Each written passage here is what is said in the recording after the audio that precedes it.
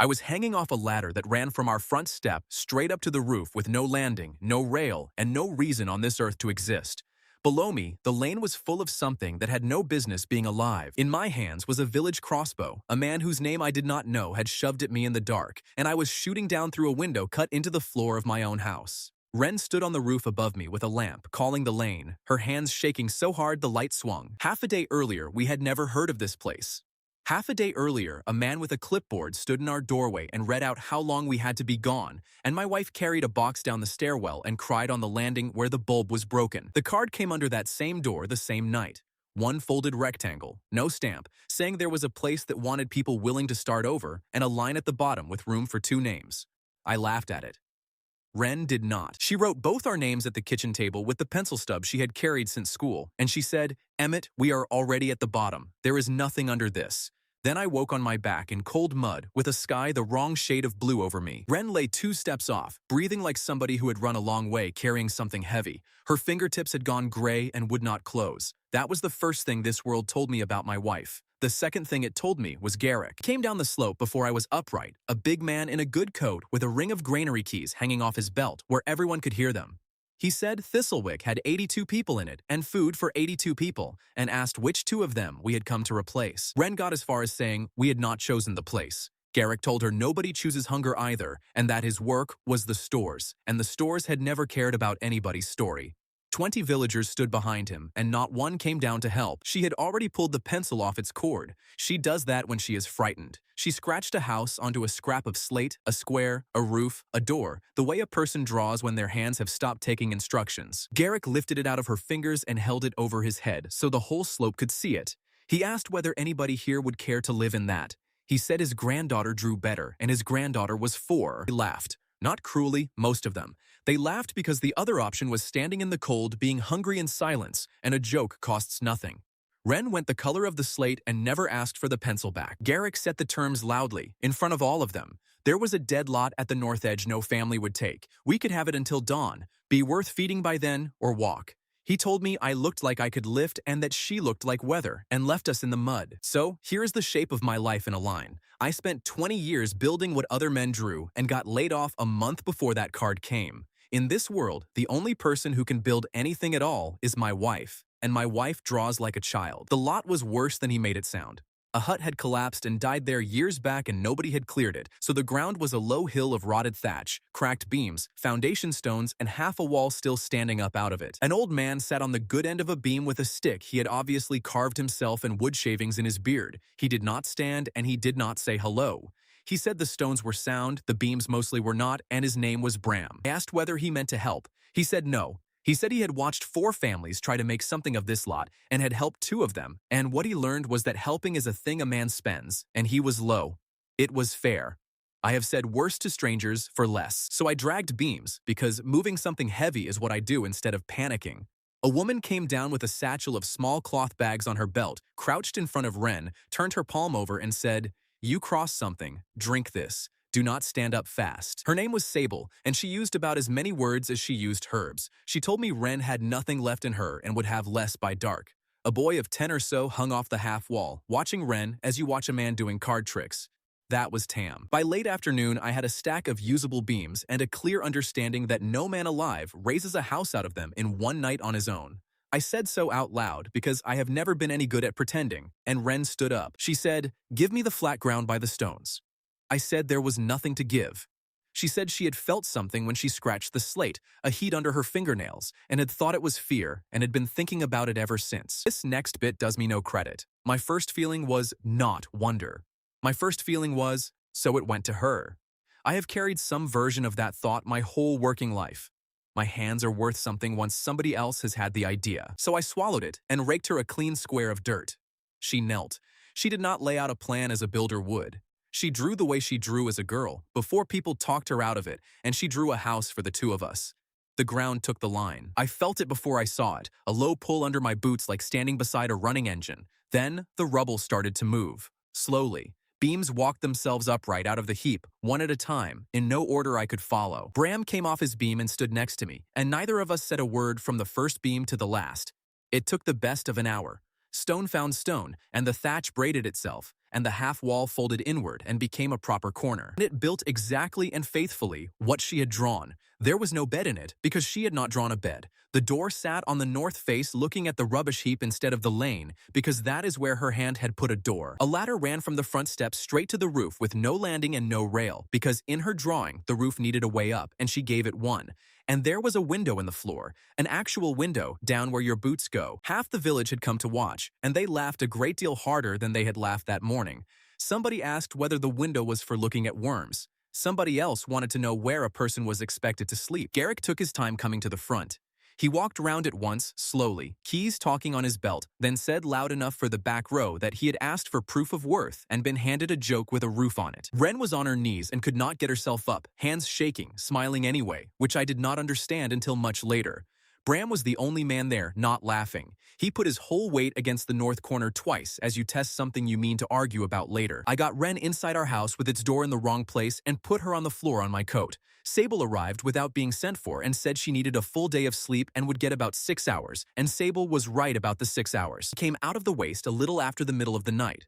Low things, many-jointed, moving in short scrabbling bursts, which is where the name comes from, because nobody in Thistlewick has ever managed a better one for them. The village had seen scrabblers, one or two, thin ones, at the end of a bad winter. Bram told me afterwards that in 60 years he had never once seen them come in a body, all in one push, all out of the same stretch of dark. They went at the lane houses first because those doors open on the lane, and a door on a lane is a door a thing can run straight at.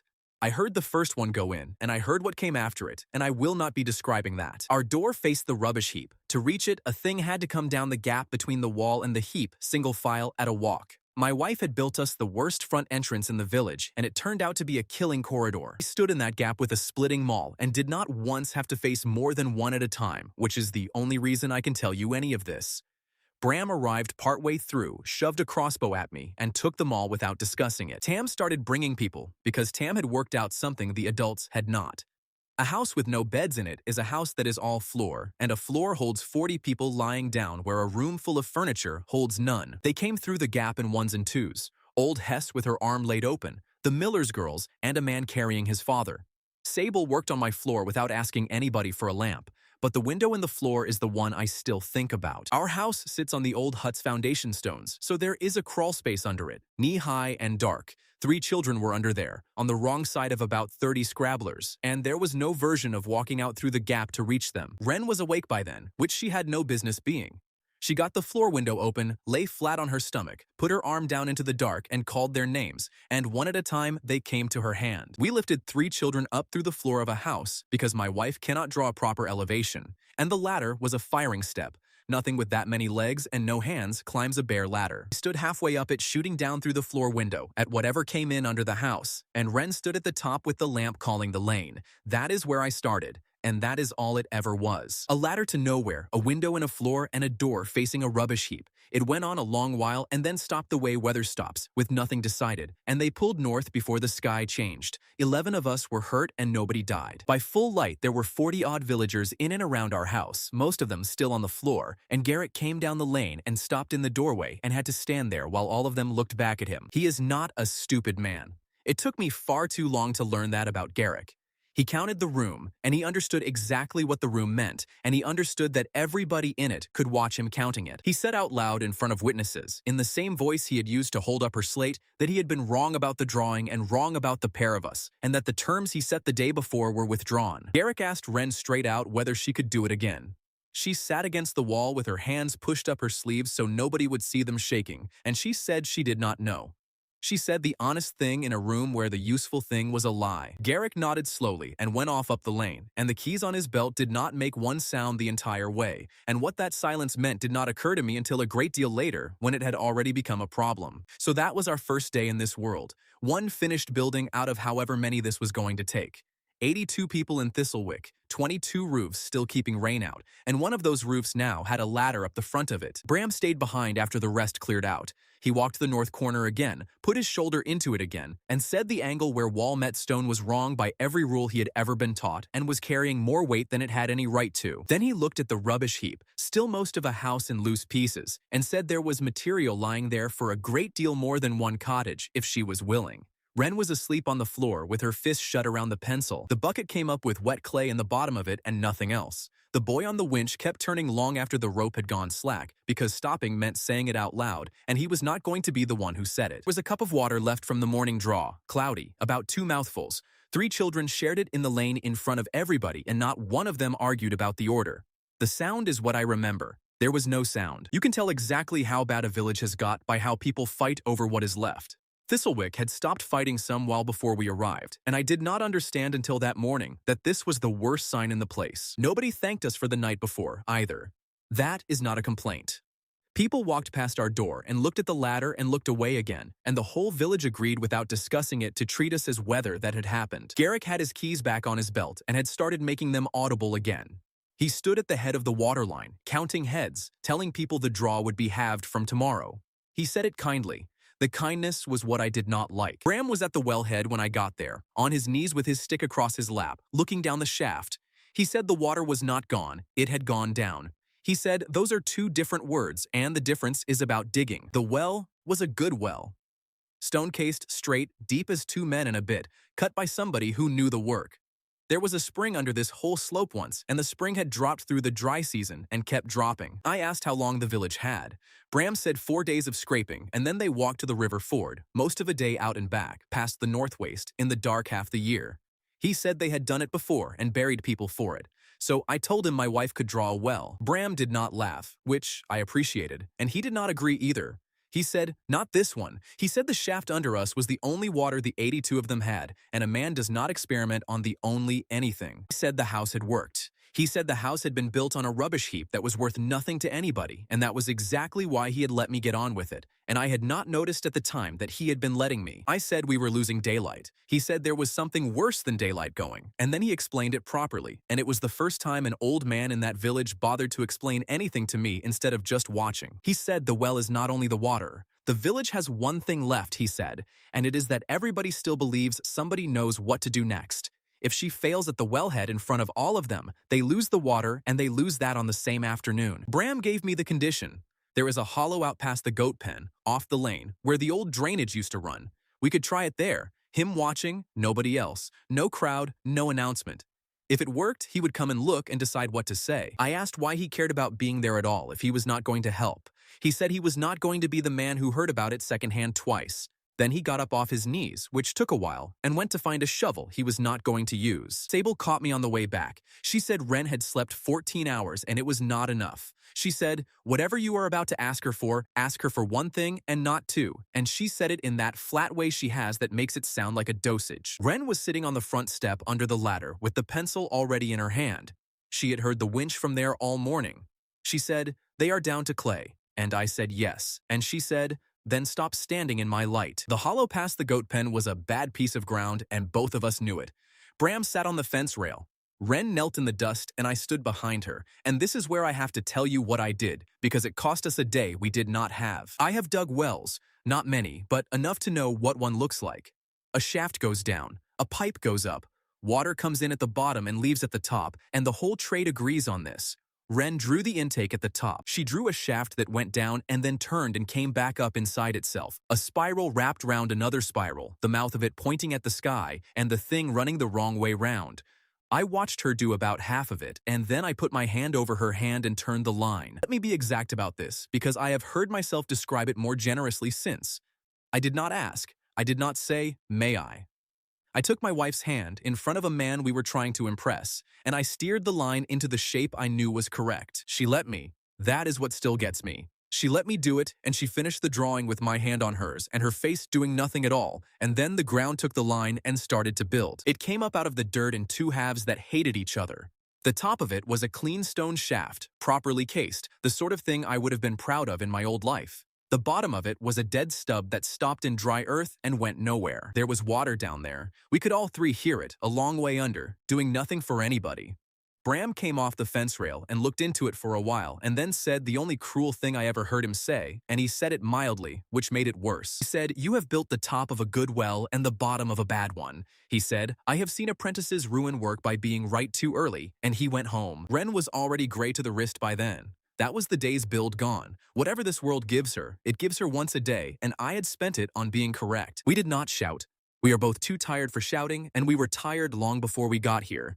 She sat on the edge of the dead well with her hands under her arms and said, "You drew half of that." I said I was helping. She said, "You were correcting." I said there is no difference. She said there is, and you know exactly what it is, and I did not have anything to put in front of that, so I sat down on the dirt next to her. Then she asked me why. She was not angry. She just wanted the answer, as she does, and she waited long enough that I ran out of the comfortable version. So I told her what I had thought on the first morning, standing on that lot, that the world had looked at the two of us and handed it to her, that my hands are worth something only after somebody else has had the idea, and here was a whole world confirming it in front of witnesses. She was quiet for a while. Then she said, "Emmet, I spent half my childhood believing I could not draw because one teacher told me so, and now you are standing behind me being the teacher. That landed about where you would expect." She said one more thing before we went in. She was not asking me to think her lines were right. She was asking me to stop deciding they were wrong before the ground had a chance to answer. We went back at first light.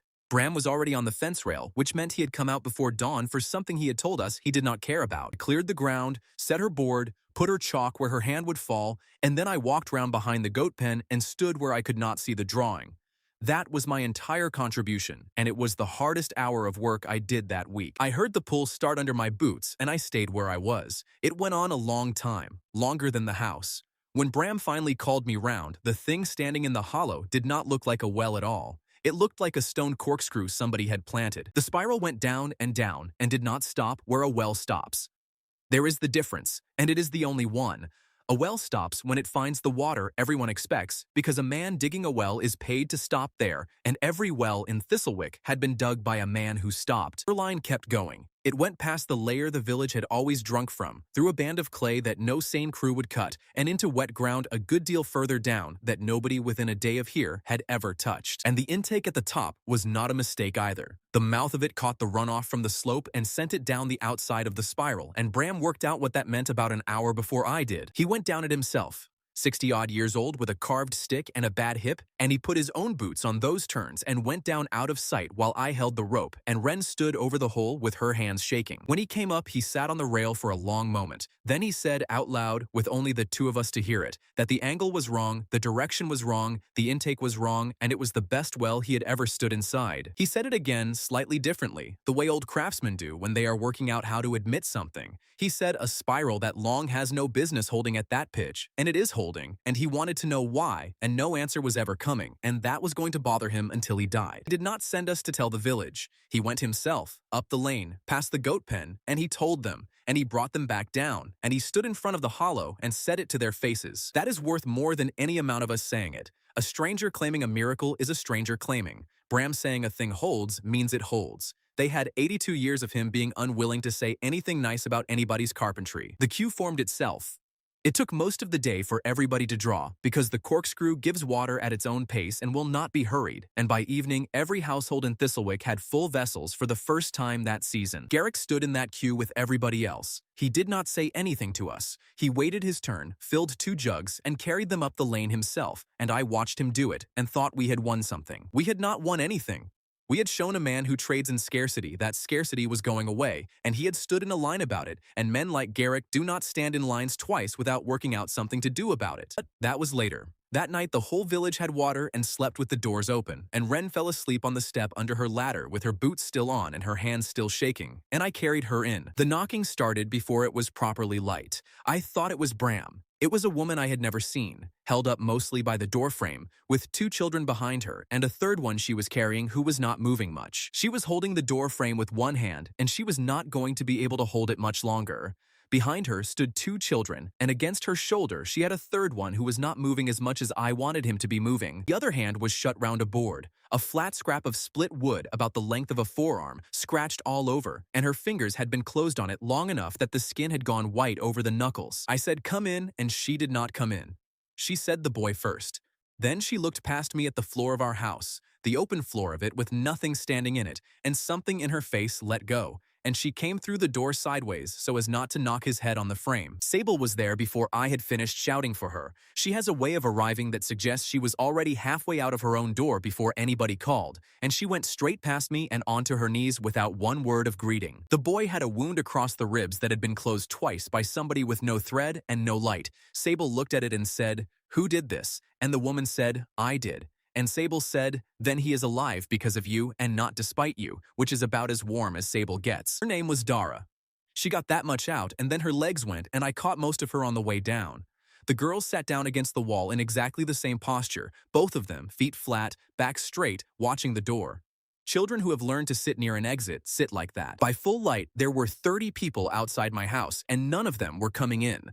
I have thought about that a good deal since. They wanted to see. They did not want to be counted as having decided anything. Garrick came down at the middle of the morning, and he did not do what I expected. He did not stand in the lane and make a speech. He came in, looked at the boy, asked Sable 2 short questions about whether he would live, and then went out and called the village together properly. And then, in the open, with the village round him, he made the hardest argument anybody made that week. And he made it well, and this is where I have to be fair to a man I did not like. He said the water problem was solved, and the food problem was not. He said Thistlewick had 82 people and grain for 82 people until the frosts, with nothing spare, and that we had all watched a well come out of the ground and nobody had watched bread come out of the ground. Bram said we were talking about 3 children. Garrick said we were talking about 3 children today, and he asked what he was supposed to say to the next ones, and the ones behind those, and he asked it without any pleasure at all. Then he said what actually frightened people. He said, look at her hands, and everybody looked at Wren, who had her hands in her sleeves again. He said, that is our granary now, that woman, and when she stops, we all stop, and he was not wrong about any part of it. And said, I am standing right here.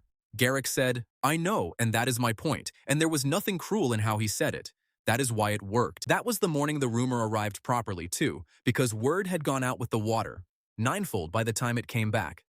A man from the Ford path walked in and asked Wren to draw him a field of wheat, standing and ripe, and he was entirely serious about it. She tried to explain it kindly. She said the ground only puts up what is already lying about the place. Stone, timber, thatch, whatever is actually there to be moved. She said she cannot make a thing out of nothing, she can only tell what is there where to go. He said, so draw a field and put the wheat in it. And she said, with what? And he stood there working through that and did not like where it came out.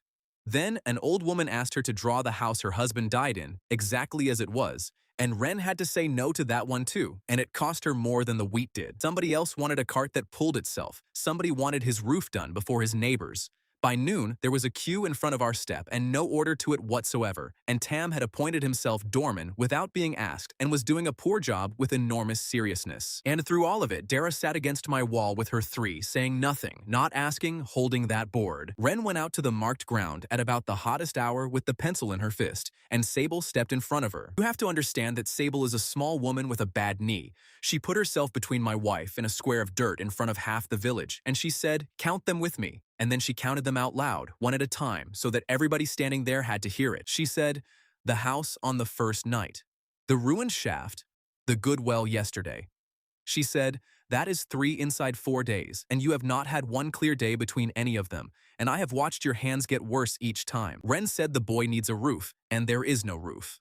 Sable said there is my floor, and there is Bram's floor, and there is the floor you are standing on, and Wren said, and how long do we ask them to lie on floors? And that is a fair question, and Sable did not have an answer to it. So Wren knelt down anyway, in front of Sable, in front of Garrick, in front of everyone, and I did the only useful thing I have ever done in a moment like that. I did not stop her, and I did not touch her hand. I stood behind her with my back to the drawing, and I watched the crowd instead, and I learned something about my wife that I had somehow missed in 11 years of marriage, because I finally got to see her working from the front. She did not draw a shelter. Shelter is a word for a thing you build when you do not know the person.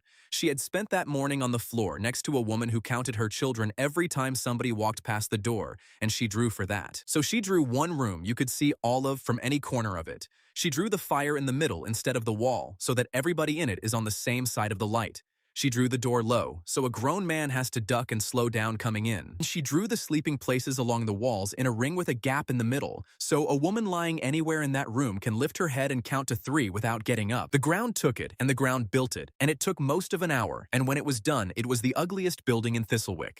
Squat, lopsided, with a chimney that leaned as though it were listening to something. Nobody laughed at that one, not even the man who had wanted the wheat. Then Wren stood up, said something to me I did not catch, and went over sideways into the dirt. I carried her home.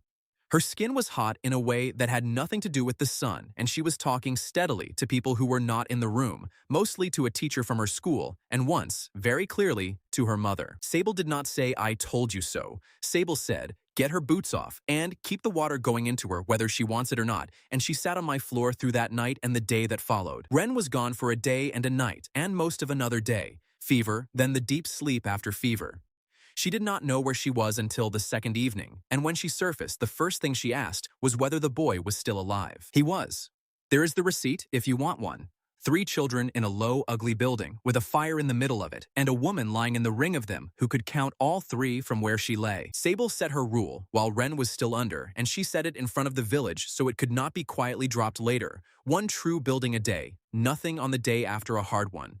And she said, if she will not stop for herself, then it is on you lot to be the reason she stops. Strange thing was, who backed it? Garrick stood up and said the rule was sound and that the council should hold to it, and for 1 whole minute I thought better of the man.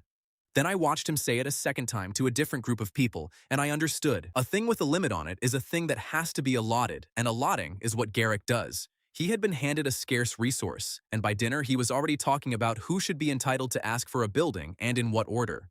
He was not opposing us anymore. He was administering us. I did not have the words for that yet. Bram did. Bram said, "Watch him. He has stopped fighting the water and started standing at the tap." Then he went home before I could ask him what to do about it. On the second evening, Dara finally opened her hand. The board came away from her palm with some difficulty because it had been there for days. She put it on the floor between us and turned it round, and the face of it was covered in notches, cut with something that had not been sharp. 19 of them, cut in 4s with a 5th across, the way people count things they cannot afford to lose the number of. She said it was the houses of Hollowmere, which is 2 days north and west of here along the waste edge, and that she had cut 1 for each as she walked. She said she cut them because she was afraid that if she stopped saying the number, she would start rounding it down. 19 households. She could give you the names in each, and she did, all of them straight through, and it took a while, and nobody interrupted her. And out of those 19 households, she had arrived at my door with 3 children, and none of the 3 were hers. Hers were in the number she had been reciting. She had been carrying somebody else's children for 2 days across open ground and cutting notches so that the arithmetic could not soften. Wren, who was supposed to be asleep, said from the mattress that she was sorry, and Dara said, "Do not be sorry, be quick." She said, "Whatever you are building, build it faster than they can burn it." Then she went back to her room with the fire in the middle and slept for the first time in a week. 86 of us in Thistlewick now. 4 true buildings standing, and I lay awake next to my wife, listening to her breathe, like somebody who had been running, and thinking about a village with 19 roofs that was not there anymore, and about who had done it, because a settlement does not burn itself. Sometime after the middle of the night, I got up, took the stub of chalk from Wren's coat, went out to the marked square by the goat pen, and knelt down in the dark where nobody could see me. I drew a wall, just a wall. Straight, plumb, 4 courses, the sort of thing I could have laid by hand in a morning and have laid by hand 100 times. I did it slowly and I meant it, and I wanted it about as much as I have ever wanted anything. The ground did nothing at all. I sat out there with the chalk in my hand until it started getting light, and then I rubbed the lines out with my boot before anybody came past, and I did not tell my wife. The thing behind the goat pen had 4 walls, if you were feeling generous about 2 of them, and about 1/3 of a roof. It leaned north. It had a doorway in it that was taller than it was wide and wide enough for a cat. Nobody could tell me what it was for. It was not a shed, a byre, a store, or a shelter. It was a building-shaped object, and it had come down on itself sometime in the night, and the collapse had been extremely thorough for something that small. Tam was standing on top of the wreck when I came round the corner, holding a stub of charcoal behind his back with the guiltiest face I have seen on a human being. He said good morning to me. He had never once done that before. I said, "What is it?" He said, "Nothing." I said, "It has a door." He said, "It does not have a door." And then we both looked at the door for a while, and he said, "It is not finished." And I said, "It is extremely finished, Tam. It is finished all over the ground." The flat stone was the thing that gave him away. He had it propped against the pen rail, and it was covered edge to edge in charcoal, and the work on it was neat. The neatness of it is what mattered. It was very, very neat. He had copied her. All of it. The spiral of the well, the low ring of Dara's room, the corner joint on our north wall, and he had got them right. Straighter than she draws them. He had ruled the long lines against a plank so they would not wander. I asked him how long he had been at it. He said since the well. He said he came out after everyone was asleep and copied a thing and waited, and nothing happened. So he copied it better, and nothing happened. So he copied it better again. Sam told me the rest, looking at his boots. He said that after the fourth night of nothing, he decided the ground was waiting to see whether he was serious. So he went and got a saw and built the thing himself, by hand, out of whatever was behind the pen, to prove it. I looked at that sentence for a while and could not find anywhere to put it down. Wren came out before I had thought of what to say. That was lucky, because what I had was not good. She walked round the wreck twice. She picked up the flat stone and held it at arm's length and looked at his lines for a good while, and the longer she looked, the worse I felt, and I could not have told you then which of the two of us I was feeling it for. Sam started defending himself before anybody accused him. He said it was not fair. He said he had wanted it more than anybody in the village, that he had wanted it every single day since the first night, and that wanting it was supposed to count for something. He said, "You did not even want it." He said it straight at Wren, and his voice cracked in the middle of it, and then he went red to the ears because a boy of 10 does not want witnesses to that. Wren said, "That is true." She said it plainly, and it stopped him dead, because he had been braced for an argument and got agreement instead. Then she sat down on the penrail so she was under his eye level instead of over it, which is a thing she does with frightened people, and which I have never seen fail, and she asked to see the notebook. He had it inside his shirt. Of course he did. Homemade, string binding, pages of it, months of work. She went through every page of it while he stood there dying, and she did not laugh at any page, and at about the middle she stopped. He turned it round and asked him what this one was. It was not a copy of anything of hers. It was a rain hood over a doorway, drawn from underneath, from the point of view of somebody standing in the doorway, looking up at the water coming off it. He said it was nothing. It was just how the front of Hess's place looks when you are waiting for her to answer the door. Wren said, "That is the only drawing in here that is yours," and she gave it back to him open at that page. She did not tell him why the copies failed. She could have. Instead, she said, "When you drew that hood, what did you want?" And he thought about it and said, "I wanted somebody to see how long she takes to open the door." Wren said, "Right. Keep that." I was standing behind the two of them, being no help at all, because I had done the same thing he had done, 4 nights running less experience, and I had not told my wife about it either. Bram arrived at the worst possible moment, as he generally does, and went over the wreck with his stick and his terrible silence. Tam stood at attention through all of it. Bram lifted a board, looked at the end of it, and grunted. Then he gave the verdict, and it was the making of that boy, though neither of them knew it yet. He said the joints were wrong. He said the loads were going nowhere sensible, and it had been asking to fall down since before it was up. And then he said, every piece of that is cut square to length. He said, somebody cut 19 boards with a saw he cannot properly hold, and did not spoil one of them, and he wanted to know who, and he asked it as though he genuinely did not know. Bram said it was him in a voice you could barely hear. Bram said, "Then you are wasting your nights on chalk," and went home, which from Bram is practically an embrace. I told Wren that evening. We were sitting on the step under the ladder with the whole village going quiet around us, and I said, I did the same thing he did. She said, "When?" I said, "The night you were feverish. I took your chalk out of your coat, I went out to the square by the goat pen, and I drew a wall, and I did it properly, and I meant it, and nothing happened, and then I rubbed it out with my boot so nobody would see." He was quiet for long enough that I started filling the silence, and filling the silence is always a mistake. I said it was not that I wanted it instead of her. She said, "Emmet, stop." I said I was frightened that without her I am a pair of arms.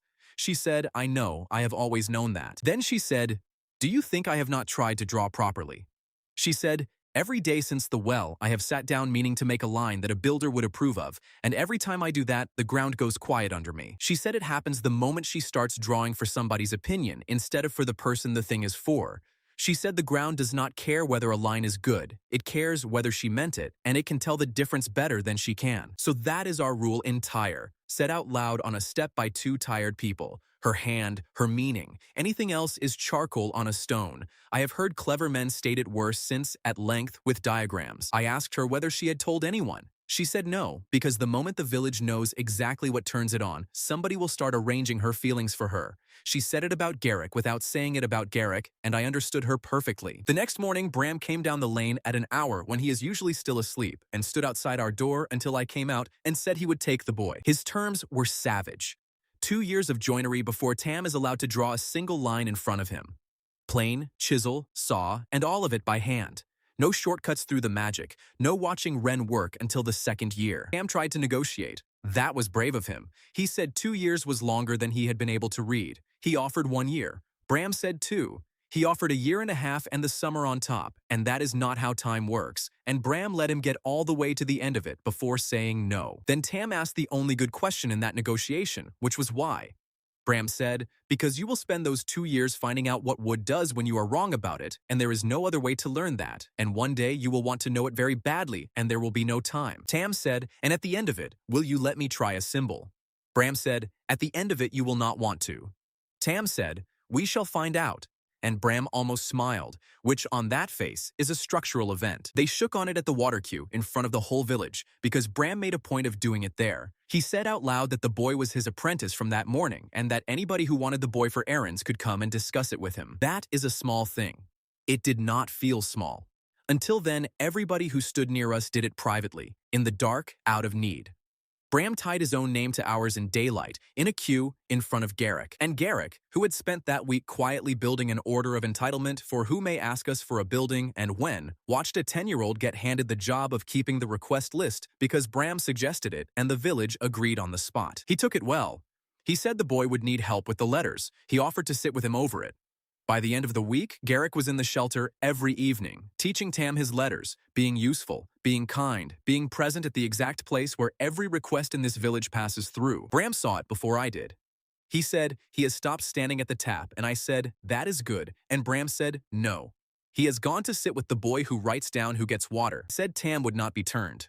Bram said turning was not required. A man does not have to move a boy at all, he told me. He only has to be the one sitting there when the boy has a question and be right about the answer and be there again the next evening. Wren heard all of that from the doorway and said nothing about it for 3 days, and then she started walking down to the shelter after supper herself, with no particular business there, and she has never once admitted why. We had 4 buildings, 86 people, 1 apprentice, and a rule. Sable made me say the rule back to her twice, word for word, and told me she would be counting whether I did or not. Then, 2 of the Ford Path men came in at dusk carrying a stranger between them on a hurdle, and they set him down in the lane and stepped back from him quickly, the way you put down something you would rather not have picked up. He had a cut across his eyebrow, an old one, healed badly. He had a fresh wound under the ribs, he had a scabbard with nothing in it, and boots better than any boots in Thistlewick, and his coat had a device stitched on the shoulder that nobody in the village had ever seen before. Sable knelt down and started work without asking anybody's permission, as she does. Garrick asked the question the lane was thinking, which was whose man he was, and the stranger, who we had all assumed was unconscious, said, not anymore. He was awake by the second morning and would not give us a name for most of it.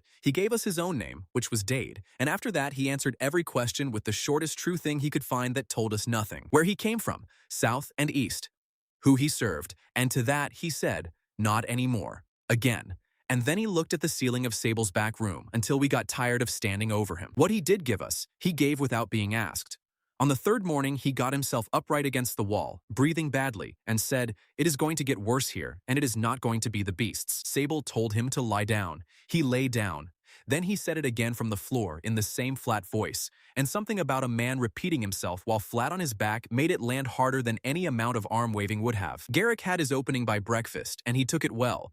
He did not call the man a spy. He stood at the water queue and asked, in front of the lot of them, in a reasonable voice, one reasonable question, which was, whose was he before he was nobody's? He said, I do not know what that code is, and neither do you. He said we had taken in a woman and 3 children on Tuesday, and today we are keeping a soldier who will not say who paid him, and he asked whether anybody had noticed how fast this village had started collecting people, and a good number of them agreed with him. Not the ones who had been in my house on the first night. The others, the quiet middle, the ones with nothing much to lose except everything. Old Hess said out loud that she had lost an arm's use to strangers arriving and would prefer fewer of them. Dade dealt with it himself, which I had not expected. He came out on Sable's arm, stood in the lane, and told them he would not answer the question because the answer would put a target on the village and he was not going to hand it to them for the sake of his own comfort. Then he said, but I will pay for the bed. And he walked the perimeter of Thistlewick with a stick under his arm, and he did it in about the time it takes to boil a kettle, and he named the weak spots out loud as he went. He said the north approach is open ground for 200 paces, and anything crossing it arrives with speed. The west rise looks like a hill and is a ramp. The goat pen fence would stop nothing, and everybody has been treating it as a boundary for years because it is painted like one. Granary has one door and no second way out, he said. And the man with the keys should think about that. The lane is a killing ground, and everybody's front door opens into it. The whole village, he said, had been laid out by people who were afraid of rain. Dade sat down on a rail because he had used himself up, and Bram said what everybody was thinking. He said, "That is either the most useful 4 minutes this village has had in 20 years, or it is a survey." Dade said, "Both." Then he said he was too tired to lie convincingly and went back to bed, and so the village had a list of its own weaknesses and no agreement at all about the man who had written it. And I did the thing I do. I took over. Let me say I was asked. I was half-asked.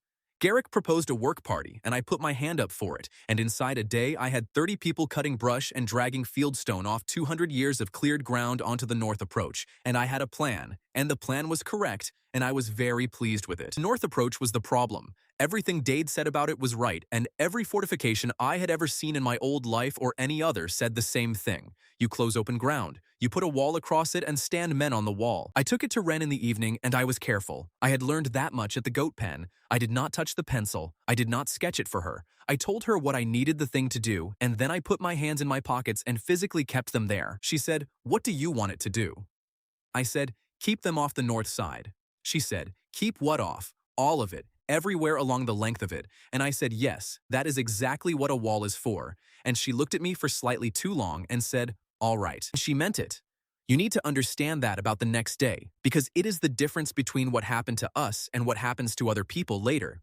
She sat down and she drew that wall wanting every one of us to live. There was nothing false in it. The ground took it and built it, and it was magnificent. 400 paces of it, chest high on a big man, straight as a drawn thread, with a walk behind it and a batter on the outer face that would have shed anything thrown at it. It was plumb. It was square. Every course of it ran true from one end to the other, and it was the best piece of work I have ever been associated with in either of the 2 worlds I have lived in. Bram walked it end to end with his hand on the top course and did not find one thing to complain about, which visibly upset him. He said, "Well," he said, "that is a wall." It was the voice of a man who has run out of objections and has not run out of doubts. I stood on it at sunset feeling better than I had felt since the eviction notice. Somebody else had drawn it, but it was mine. It was my requirement, my line, my judgment. For one evening, I was a builder again, and not a pair of hands attached to my wife. He came the next night, but one, and they did not come as they had the first time. The first time was a spill.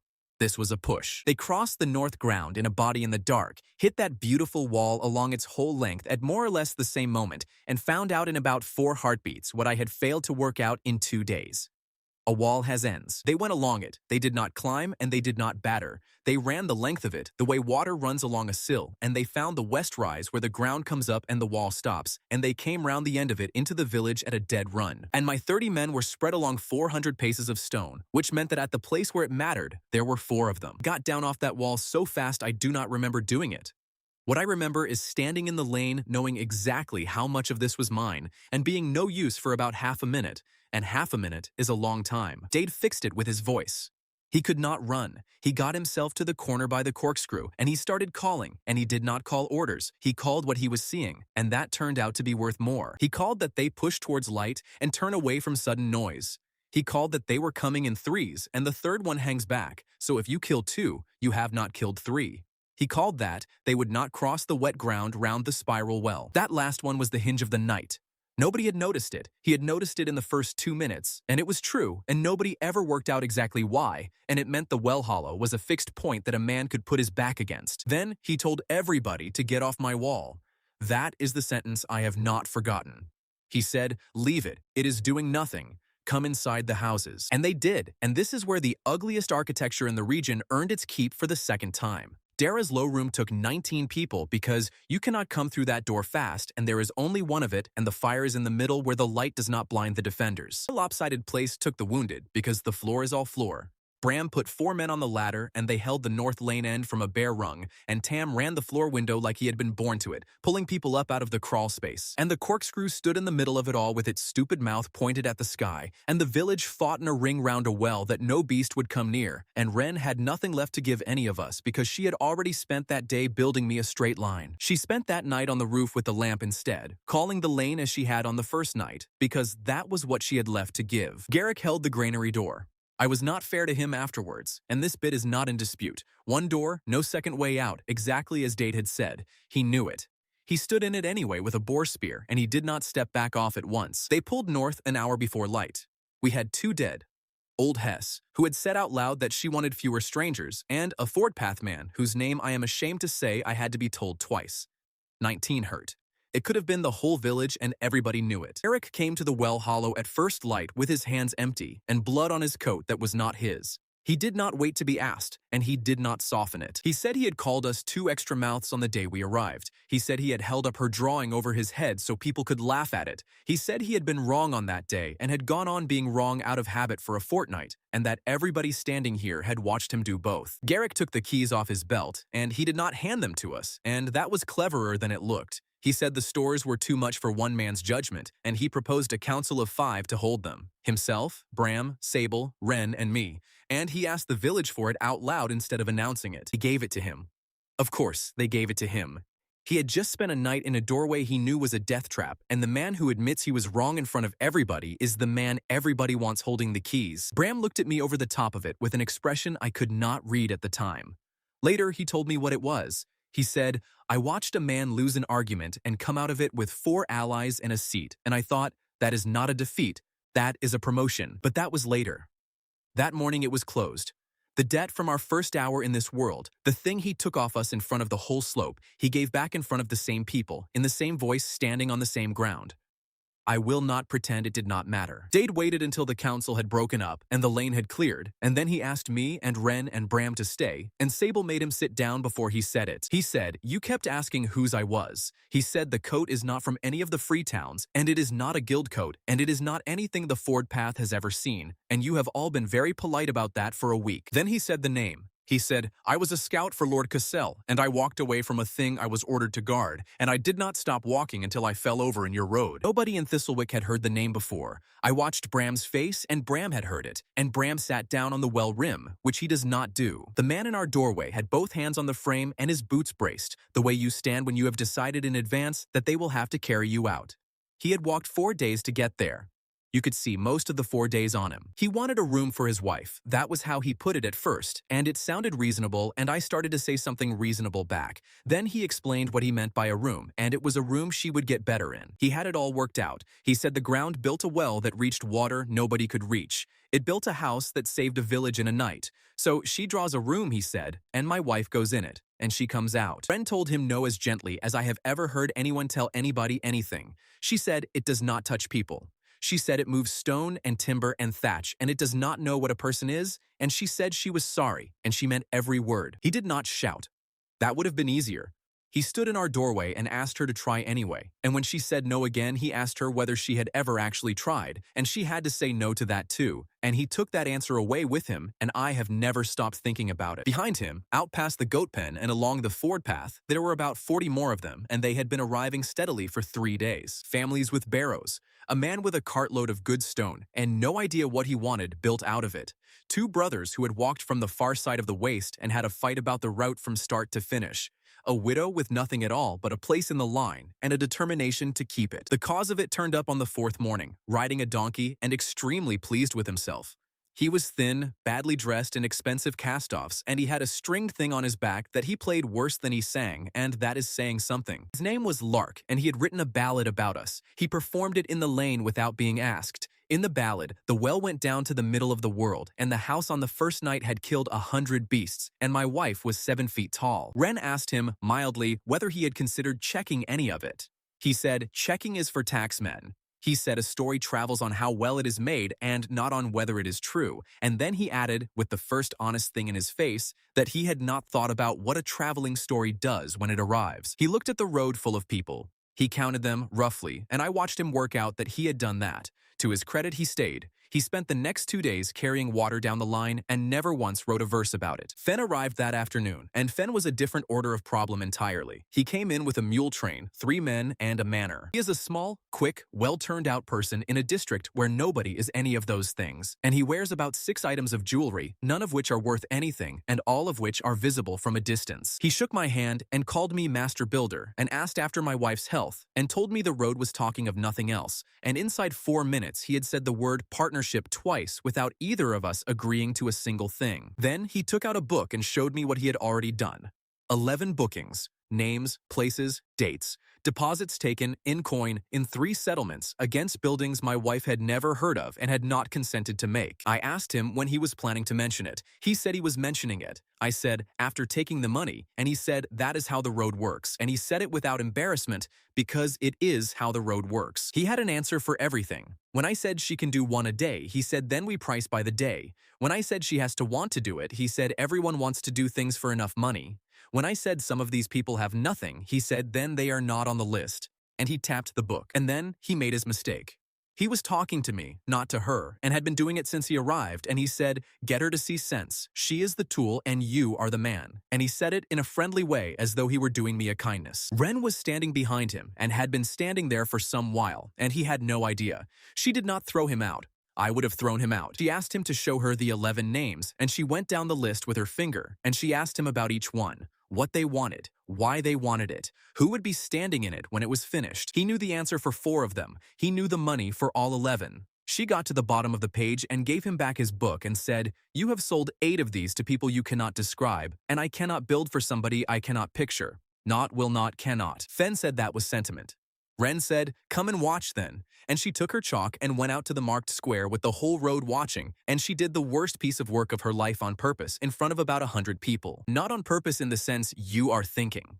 She took the next honest request in the book, which was the miller wanting a store for the seed grain, and she was so tired and so angry and so watched that she drew it without ever once picturing the miller in it. The ground took it because she wanted the grain safe, and that was true, but she had drawn the shape of a store, the way you draw a shape when you have stopped seeing the thing itself, and what came up out of the ground was a barn with a keel. It had a bottom like a boat, curved, ribbed, tarred at the seams, standing there in a dry field 200 paces from any water at all, with a barn's roof on it, and a barn's doors, and a great swelling wooden belly underneath. The laugh that went up was the biggest sound Thistlewick had made since we arrived. Lark got a verse out of it inside the hour. Fen laughed harder than anybody, which I noted, because it told me he thought he had just won something. Wren sat down on the step and put her hands over her face and did not come out for the rest of the day, and I sat next to her, and I did not say one single word about correcting anything. And that is the only thing I did right that week. It rained upstream that night, though not on us. Somewhere north, in country none of us could see, hard enough and long enough that the Sallow came over its banks a little after noon the next day, which it does about once in a generation. It came across the low field at walking pace, brown, carrying fence rails. It went into the mill floor to the height of a man's knee. It took the near end of the ford path, and it lifted the miller's absurd boat-bottomed barn about a hand's breadth off its own foundations, and there it sat. The grain stayed dry.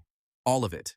9 households seed for next year, and you do not get a second chance at that, floating in a barn in a field while every proper flat-floored store in the low ground filled up brown to the beams. Bram waded out to it and came back and would not talk to anybody for an hour. Then he said, the keel was pointing upstream. He said, she put the bow of it at the water, and there is no reason on this earth she would know which way the Sallow breaks its bank. And I said, no, there is not, and we left it there. The road saw all of it. That mattered more than the grain. 200 people had laughed at a boat in a field on Tuesday and stood in water to their knees looking at it on Wednesday, and Lark did not have to invent one word of that verse. So we set the rules that evening from the front step, with Tam writing and Garrick standing at his shoulder pretending not to. Rules are these: 1 building a day and none at all after a hard build, which was Sable's, and everybody had already agreed to it. The material comes to the site before the drawing starts, and whoever wants the building brings it. That closes the argument about who pays, and it closes it before it starts. Every request must name a person and what that person needs it for. It cannot simply be a barn. It is Maris's barn. For the goats, he cannot get up the hill anymore. If the request cannot be said that way, it is not a request, it is a wish, and Tam writes it in the back of the book where the wishes go. And no request comes through a third party. Nobody takes a deposit in our name. Nobody promises a date on our behalf. Anyone who has paid a middleman for a building here can come and ask us for free, and the middleman can go and explain himself to them. Fen heard all 4 in front of 100 witnesses. He is quick. He understood by the second one that the last one was his, and he stood there and took it with a perfectly pleasant expression. He paid back the 11 deposits himself over the following fortnight, everyone in coin out of his own pocket, and he made sure people saw him do it, and he did not once claim it was an apology. When I thanked him, he looked genuinely offended and said it was the cheapest advertising he had ever bought. That is where he and I stood for a long while after. We were not friends. He stopped lying to my face, which for Fenn is an enormous concession, and he kept his book, and he went on watching us the way you watch a mine you have not yet been allowed to invest in. 41 requests in Tam's book by the end of the week. 6 accepted, 35 wishes in the back, including a man who wanted the moon moved slightly. The last thing I have to put down about that week is the one I did not understand at the time. On the third evening, sorting the line, I noticed a man near the back who had been in it since the first morning and had not moved up once. He had no barrow, no stone, no family with him, and no request. He stood at the tree line where the ground rises in a good position for seeing the marked square, and when the line broke up at dusk, he went back into the trees instead of down the ford path with everybody else. I mentioned it to Dade in passing, the way you mention weather. Dade stopped walking. He asked me 2 questions, where the man stood and whether he had eaten anything from the village pot in 3 days. I said I had no idea. Dade said, that is the answer. Tam saw him first, which nobody has ever let Tam forget, because Tam was supposed to be planning a board at the time and could only have seen him by not planning the board. The figure was at the top of the west rise where the trees start, half in and half out of them. He was there for as long as it takes to notice a person. Then he was not, and the branch he had been standing beside was still moving. I would have called it a poacher. Half the village called it a poacher out loud within the hour, mostly because they wanted to. Dade watched the tree line for a while with his jaw working and then said, that is not a poacher, and would not say anything else for an hour. When he did explain it, he made a poor job of it, and I believe him more for that. He said a poacher runs away from you. He said that man had turned uphill and to his own left across the slope into cover and had gone the way a man goes when the important thing is not being followed rather than not being caught. Bram asked him how he knew. Dade said, because I was taught to do it that way. Then he was quiet for a bit and said, and he was taught badly because he moved when I looked at him instead of waiting to be looked away from. He wanted 3 things by nightfall: a tower on the west rise, a watch rota, 4 shifts every night indefinitely, and pickets on the ford path far enough out that a runner reaches the village before whatever he is running from does. Stable said no to all 3 in front of the council, and that was the first time this village had to watch 2 people it trusted disagree with each other in public. She did not argue that he was wrong. She is too good for that. She said, count with me. And she counted. 19 people still healing from the night of the wall. 4 of them not able to work at all yet, one of whom will not get the use of his shoulder back. She said the barley came in short because half the men who should have been cutting it were on the wall or under her hands. The flood took the low field. We are eating next spring's margin already, she said, and it is not yet the frosts. Then she said, you want 4 men awake every night from now until something happens. Name me the day it happens, and I will price 4 men a night for you between now and then. And Dade could not give her a date, because nobody can. He said, that is what a watch is. She said, that is what a watch costs. He said, and if I am right. She said, if you are right, we will be too weak to answer anyway, because you will have spent us on staying awake. Either of them lost their temper. That was somehow worse. 2 people who like each other, in front of 40 of us, being reasonable at each other with the whole winter in the balance. Garrick let it run. He let it run a good while, and only when the room had properly split did he speak, and what he proposed was sensible, and I have never been able to decide how much of that was sense and how much was that a split council needs a man in the middle of it. He said, we take the tower and the rota, and we do not take the pickets. He said, 2 men a night, not 4, and Sable sets the roster so nobody who is healing stands 1. And he said, and we stop at the frosts unless something happens before then, and then we talk again. Dade got about half of what he asked for. Sable got a cap and a date. Both of them accepted it, and both of them told me privately within the week that the other one would come round, and neither of them was right. The tower went up 2 days later, and the tower is where the counting started, which I did not intend and could not have stopped. I have been on building sites since I was 17, and on a site you count. Before any lift, before anything goes up or comes down, the man running it puts a hand up, everybody stops, and he counts heads out loud and gets the same number he had before. Then you work. It is not a superstition, and nobody has ever pretended it was. It is that you cannot go looking for a man under a fallen load if you did not know he was there in the first place. So I stood on the west rise with about 30 villagers and a heap of stone, and without thinking about it at all, I put my hand up, and everybody went quiet, and I counted them. The silence afterwards was not the silence I had been expecting, and it went on slightly too long. Dara asked me what it was for. I told her the plain truth.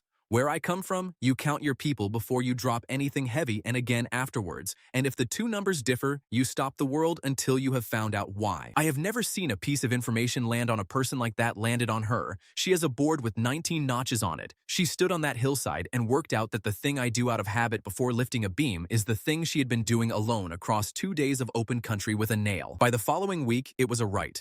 I do not know how else to put it. Somebody would start a job and the crew would stop and look at me, and if I was not there, they would look at whoever was oldest, and that person would put a hand up and count, and only then would anybody pick anything up. I tried once to explain that it was not magic, and got nowhere. Old Maris told me kindly that he understood perfectly that it was not magic, and that we would still be doing it.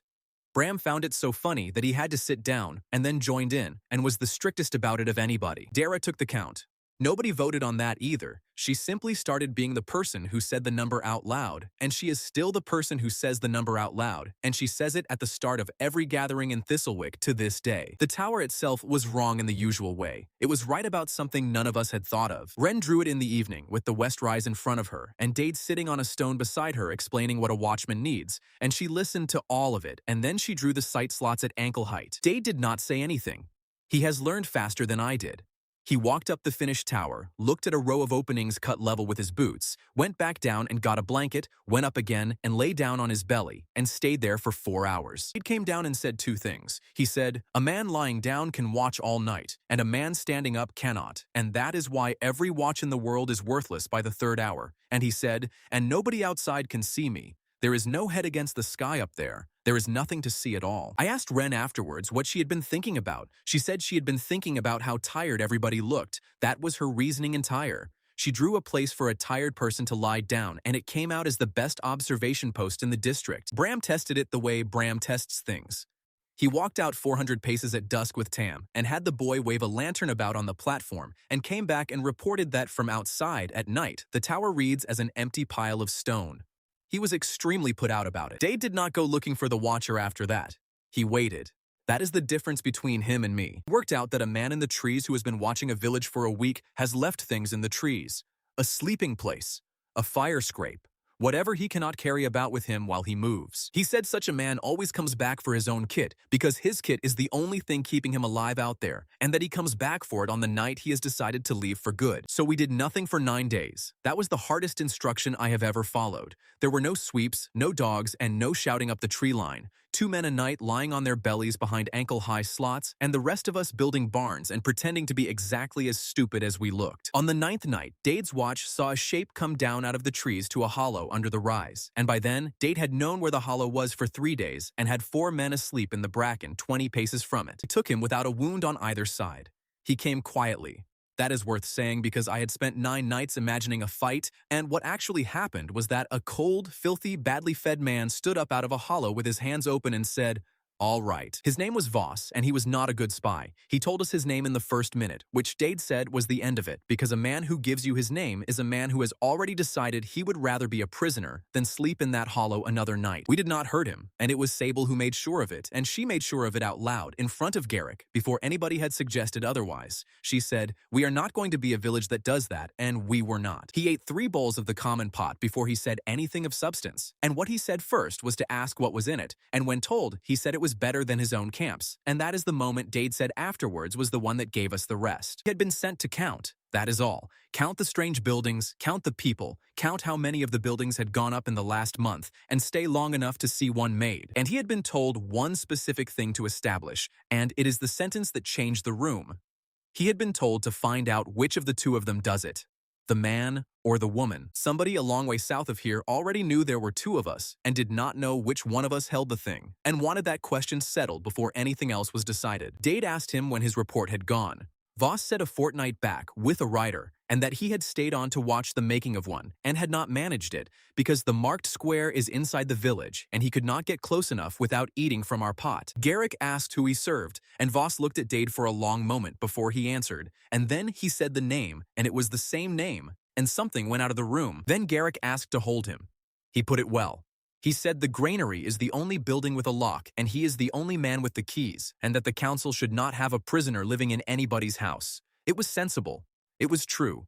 It was accepted without a vote. Voss went into the granary that night, and it went out of my head for months, and I should have turned my mind to it a great deal sooner. The last thing he said before they walked him up the lane, he said to nobody in particular, and I do not think he understood that he was giving us anything at all. He said, I do not know why they sent me, honestly. I was not the first. He said, there were others out here before me, and one of them never came back, and nobody has ever told me what happened to her. Then he went into the granary, and Garrick turned the key on him, and the lane went home to bed. Petra's man arrived on a good horse and did not get off it, which told us most of what we needed to know before he opened his mouth. He said his elder had heard the songs. He said she had also heard from people who were actually there about a barn with a boat's bottom and that she was interested in the second account rather than the first. Her terms were one sentence long. Come and build something in front of her people, at her place, with her watching, and she will talk about an alliance afterwards. Send another messenger with another story, and she will not open the gate to him. Then he said his elder would wait a fortnight and not a day longer, turned the horse and went. And Garrick said what everybody was thinking, which was that we had just been spoken to exactly as we spoke to petitioners on our own step, and that it stung more than he expected. The alliance was not vanity. That should be understood before I put down what it cost us to argue about it. Petra's place is called Ilford Cross. It is half a day south, and it sits on grain the way Thistlewick now sits on water. They have fields and no depth to their wells, and every dry season they walk to the Sallow and back like we used to. We had barley in short and a corkscrew that will not run dry. There was a trade there that would keep both places alive through a bad winter, and every adult in the district could see it. Dade was against it, and he was against it hard, and his reason was the best reason anybody gave that day. He said, everything we do in front of strangers gets described afterwards to somebody who was not there. Then he put it plainly. He said, Voss was sent here to settle which of us two it lives in. He said, Voss failed and went home in a granary. And now you propose to answer his question in public for free in front of a whole other village. Sable was against it for her own reasons, and they were the same reasons as always, and she was right about those too. A day of travel each way, a build at the far end, and the woman who does the building had spent the summer being spent. Garrick was for it, in the calm and slightly enjoyable way he has when the argument is about supply, and he is the one who knows the numbers. He said we were 400 bushels short of a safe winter, and asked whether anyone in the room proposed to be secret and hungry. Bram would not take a side. He said he was a carpenter, and this was politics, and then he said one useful thing and went back to his shavings. He said, if you do it, do not let them choose the ground. That was the state of it at midday, and while the five of them went round it again in the shelter, a woman walked into Thistlewick from the ford path with a bundle on her back, and nobody looked up. She said she came from the far side of Ilford, that her village had been taken by the levy and then by the beasts, and that she had heard there was water here. She gave the name Iona. She asked whether there was work. Half a dozen people had walked in that month with the same story, and most of it was probably true for most of them. I noticed one thing about her, and then I put it down and did not pick it up again for a long time. She stood too well, that is all. She was tired and dirty and thin the way they all are, and she stood with her feet under her and her shoulders back and her weight even, and she did it while being looked at by 40 strangers, and nobody teaches you that by accident. I thought, army family. I thought, she has been drilled at some point, or her father was. It was a passing thought on a busy day, and I had it and did nothing whatever about it. Fen had a different thought about her altogether, and was a great deal louder about it than I was. He had been camped at the goat pen for a fortnight, waiting to see whether we were a business or a story. He had come out of the deposit affair with his pride in a poor state and had not got it back.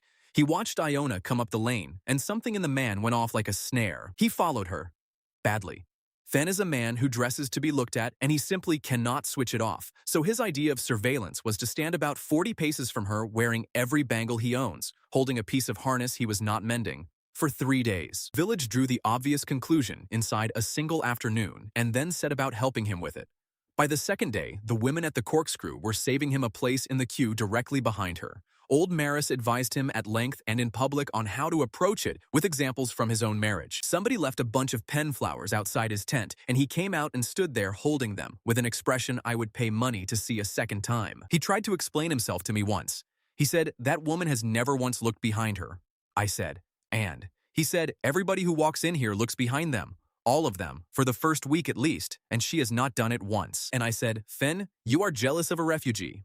He said a word I am not going to put down and walked off, and the conversation did not come back to me until the winter, by which time it was far too late to be clever about it. He was right, and I was wrong, and it took me until the winter to know it. But at the time, it was the funniest thing that had happened in Thistlewick since the barn floated, and Lark got 2 verses out of it, and Fenn's surveillance was effectively finished by public opinion. That evening, I found Wren sitting on the tower steps in the dark, where she goes when she does not want to be found, and she told me she could not do it. Would not. She said the word carefully, as she does. She said, if I stand on ground I have never seen, in front of a woman who is deciding whether I am real, and pick up chalk, I already know what comes out. I said, the barn. She said, the barn. She said, I drew that in front of 100 people who were waiting to see whether I was worth the walk, and all the time I was drawing, I could feel them deciding, and I stopped being able to see the miller at all. And then she said the sentence I have thought about more than any other thing she has said to me in this world. She said, it does not go quiet when I am frightened. It goes quiet when I am performing. I did not have an answer that night. I had one the next morning, and it is the only genuinely useful idea I have contributed to this whole business, and it came out of being a man who has stood on other people's sights. I said, then we do not go and perform. I said, we go early. I said, I will go down to Ilford Cross ahead of you, on my own, and I will find out who in that place is in trouble, by name, and what they actually need, and I will come back and tell you about a person. She looked at me for a while. Then she said, you would be gone 2 days. I said, yes. She said, doing what exactly? I said, walking about asking people what is broken. It is what I did for 20 years, and I am extremely good at it, and it has never been useful until now. She said, and if Petra thinks it is arranged. I said, let her. We are not going to hide that we did our homework. We are going to do it in front of her, and if that offends her, then she was never going to sign anything anyway. And Wren said, all right. And then she said, that is the first time you have solved something of mine without touching it, and I have not needed anybody to compliment me since. I went down on the Tuesday. I will not spend long on it. Ilford Cross is twice the size of Thistlewick, poorer than it looks, and Petra is about 70 years old, with a voice like a gate and a genuine, well-earned contempt for anybody arriving with a marvel. She let me walk about. She sent a boy with me every step of it to make sure I knew I was being watched, which I appreciated. In 2 days, I found what I was looking for, and it was not the thing anybody would have chosen for a demonstration. It was the school. Ilford Cross has 31 children and a schoolroom with a floor that has been lifting out of the wet for 4 years, and they had stopped using it the winter before. The woman who taught in it is called Ilsa. She now takes 9 of those children in her own kitchen, 9 being what her kitchen will hold, and she has given up on the other 22, and she does not talk about that. Nobody had asked me about the school. They had asked me about the wells and the mill and the road. I found it because Ilsa was the only adult in that village who would not tell me what Ilford Cross needed, and people who will not tell you what they need are the ones worth following home. I came back on the Thursday and told Wren about a woman with a bad chest teaching 9 children in a kitchen and about a floor, and I did not say one word about Petra, and Wren picked up her chalk that evening for something else entirely, and her hands were steady. The other thing I came back to was a great deal smaller, and I only noticed it because of where I sleep and which way our door faces. Dara's shelter had been leaking since the flood in one place, over the corner where the 2 girls sleep. Wren had said she would put it right, and Sable had refused to let her spend a whole build on a roof patch. So Dara put a bucket under it and said nothing because Dara does not ask for things. I came up the lane at dusk on the Thursday, and the leak was gone. Somebody had been up there and cut back the sodden thatch, laid new, and pinned it with hazel spars, and done it properly, and done it in the middle of the day when the whole village was at the barley. I got up on the roof myself the next morning to look, because I wanted to know who to thank. The work was good. It was better than good, and there was no mess. No cut ends on the ground, no trodden thatch, no ladder marks in the soil under the eave. Whoever did that had carried the waste away with them. Dara said she came home, and it was done. Nobody saw anything. And I stood on that roof, and I thought, that is a person who has been taught to leave a place looking as though nobody was in it. And I put that thought down next to the one about her posture, and I did not put the 2 of them together. I did notice, though, that Iona had been given the barley that week with everybody else, and had come off the barley at noon with a headache and had gone to lie down. I know that because Sable mentioned it in passing, and because Sable mentions things in passing exactly as often as she means to. Council took Petra's terms that evening. The demonstration was set for the 10th day from then at Ilford Cross, on ground Petra would choose, which was the one condition Bram had told us not to give, and the one we could not avoid giving. Dara counted the room before the vote, because that is what she does now, and said 41, and Garrick said the date out loud twice so that nobody could claim afterwards to have misheard it. We had got as far as standing up when the rider came in. He was not Petra's man, and not on a farm horse either.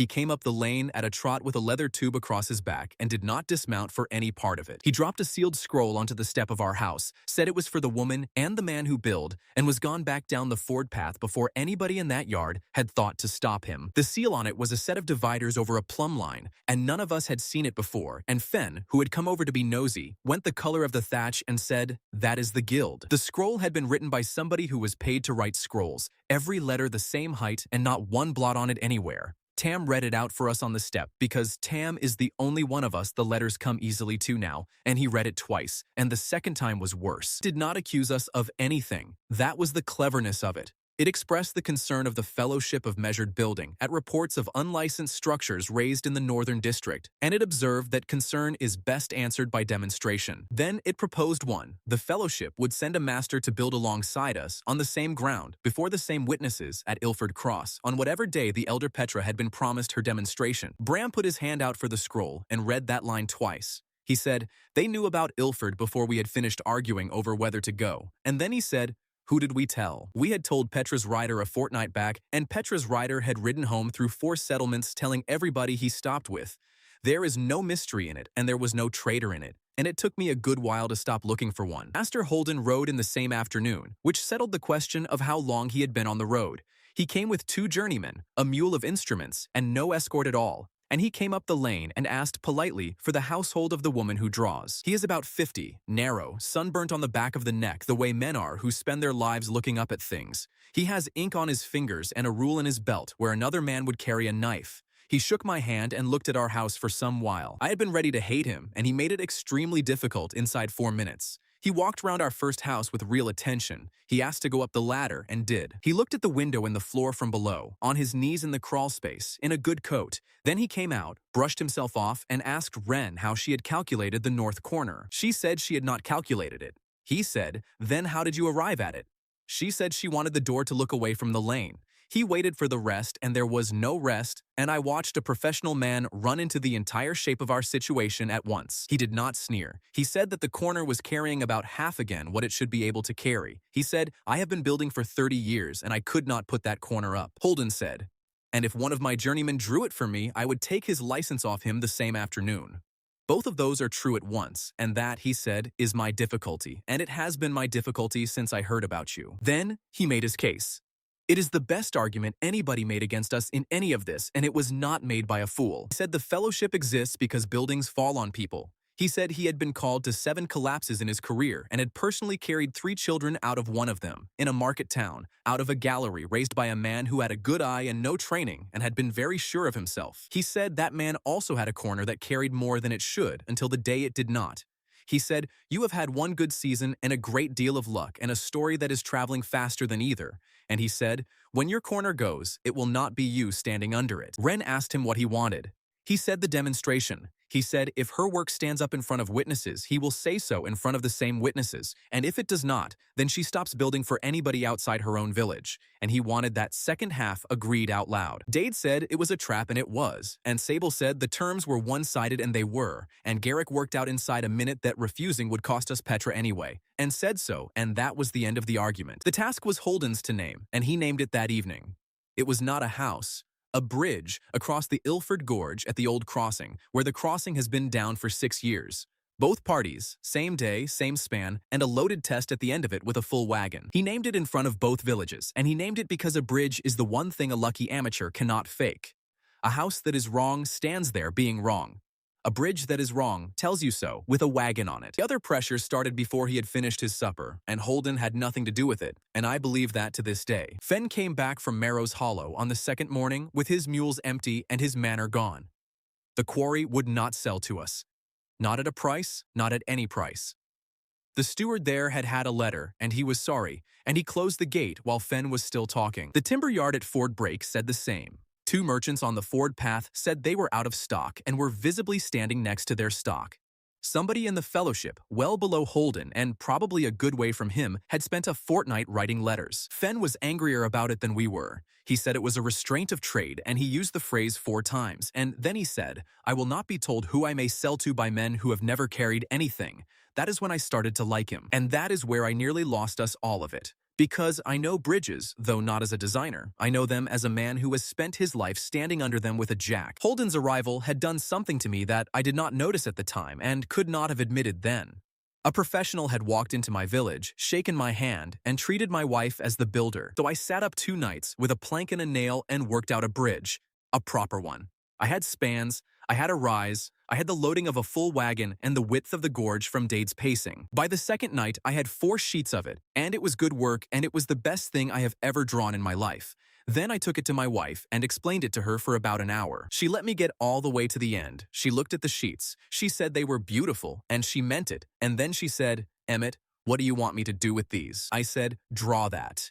And she said, "Then find somebody who can." And she put the sheets down on the table and went out. And I stood in my own house, understanding exactly what I had done and unable to believe I had done it again. Sam had watched that performance from the doorway. He said, "You have been sat up 2 nights making sure the answer is yours."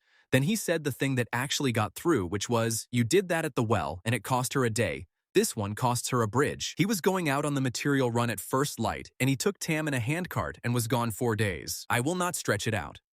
They walked the district, they begged, they bartered, they traded Bram's own tools out of his own bag. They took down 2 derelict fences with permission and 1 without. They came back with about 2/3 of what we needed, and Bram had not slept properly since Tuesday. The last of it came from behind the goat pen. Tam had a lean-to there by then, and it was nothing like the collapsed thing from the summer. It was the first proper work of his apprenticeship. 4 months of evenings, every joint cut by hand and checked by Bram and cut again when it was wrong. He kept his tools in it. He had put a rain hood over the door, drawn from underneath, exactly like the one in his notebook. It was 11 good boards and 4 sound uprights, and we were 11 good boards short of a bridge. Bram did not ask him. That is what I could not forgive for a while.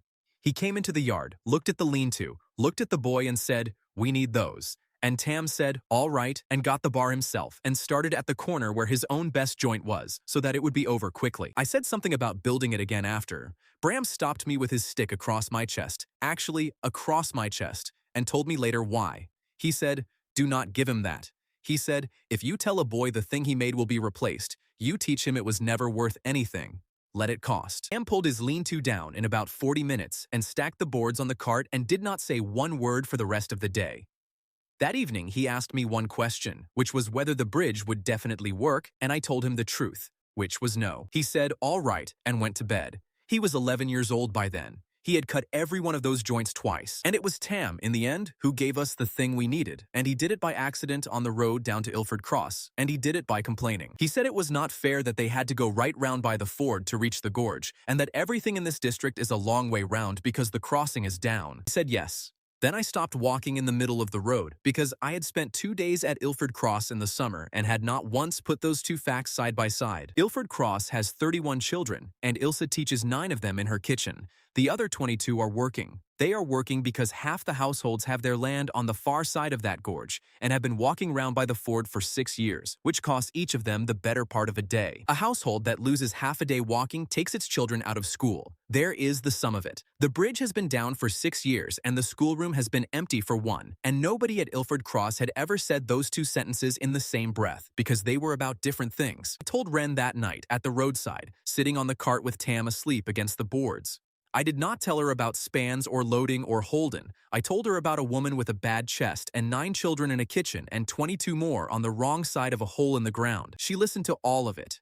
Then she asked me one question, which was how old the youngest of the 22 was, and I said I did not know. And she said, "Find out before tomorrow." And that is the only instruction my wife has ever given me about her work. His name was Nell's boy, and he was 6, and I had it out of Ilse by lamplight before midnight, and I brought it back to the cart, and Wren said, "Thank you," and went to sleep. The terms were read out at the gorge the next morning, in front of Petra, her whole village, the fellowship party, half of Thistlewick, and about 200 people who had walked in from the district because Lark had been busy again. Both bridges to be raised the same day, both to be tested by the same loaded wagon at the same hour, Petra to judge nothing except which one she would cross, and the Alliance to follow the crossing. Holden stood up in front of all of it and did the only ungenerous thing I ever saw him do. He said he took no pleasure in the day and that the gorge does not care how anybody feels about anything. Then he said that in 30 years he had never once seen a drawing made without measurement carry a load, and that he did not expect this morning to be the morning it happened, and he sat down to a good deal of applause. The wagon was 4 paces onto Holden's bridge when the sound came, and you heard it before you saw anything at all.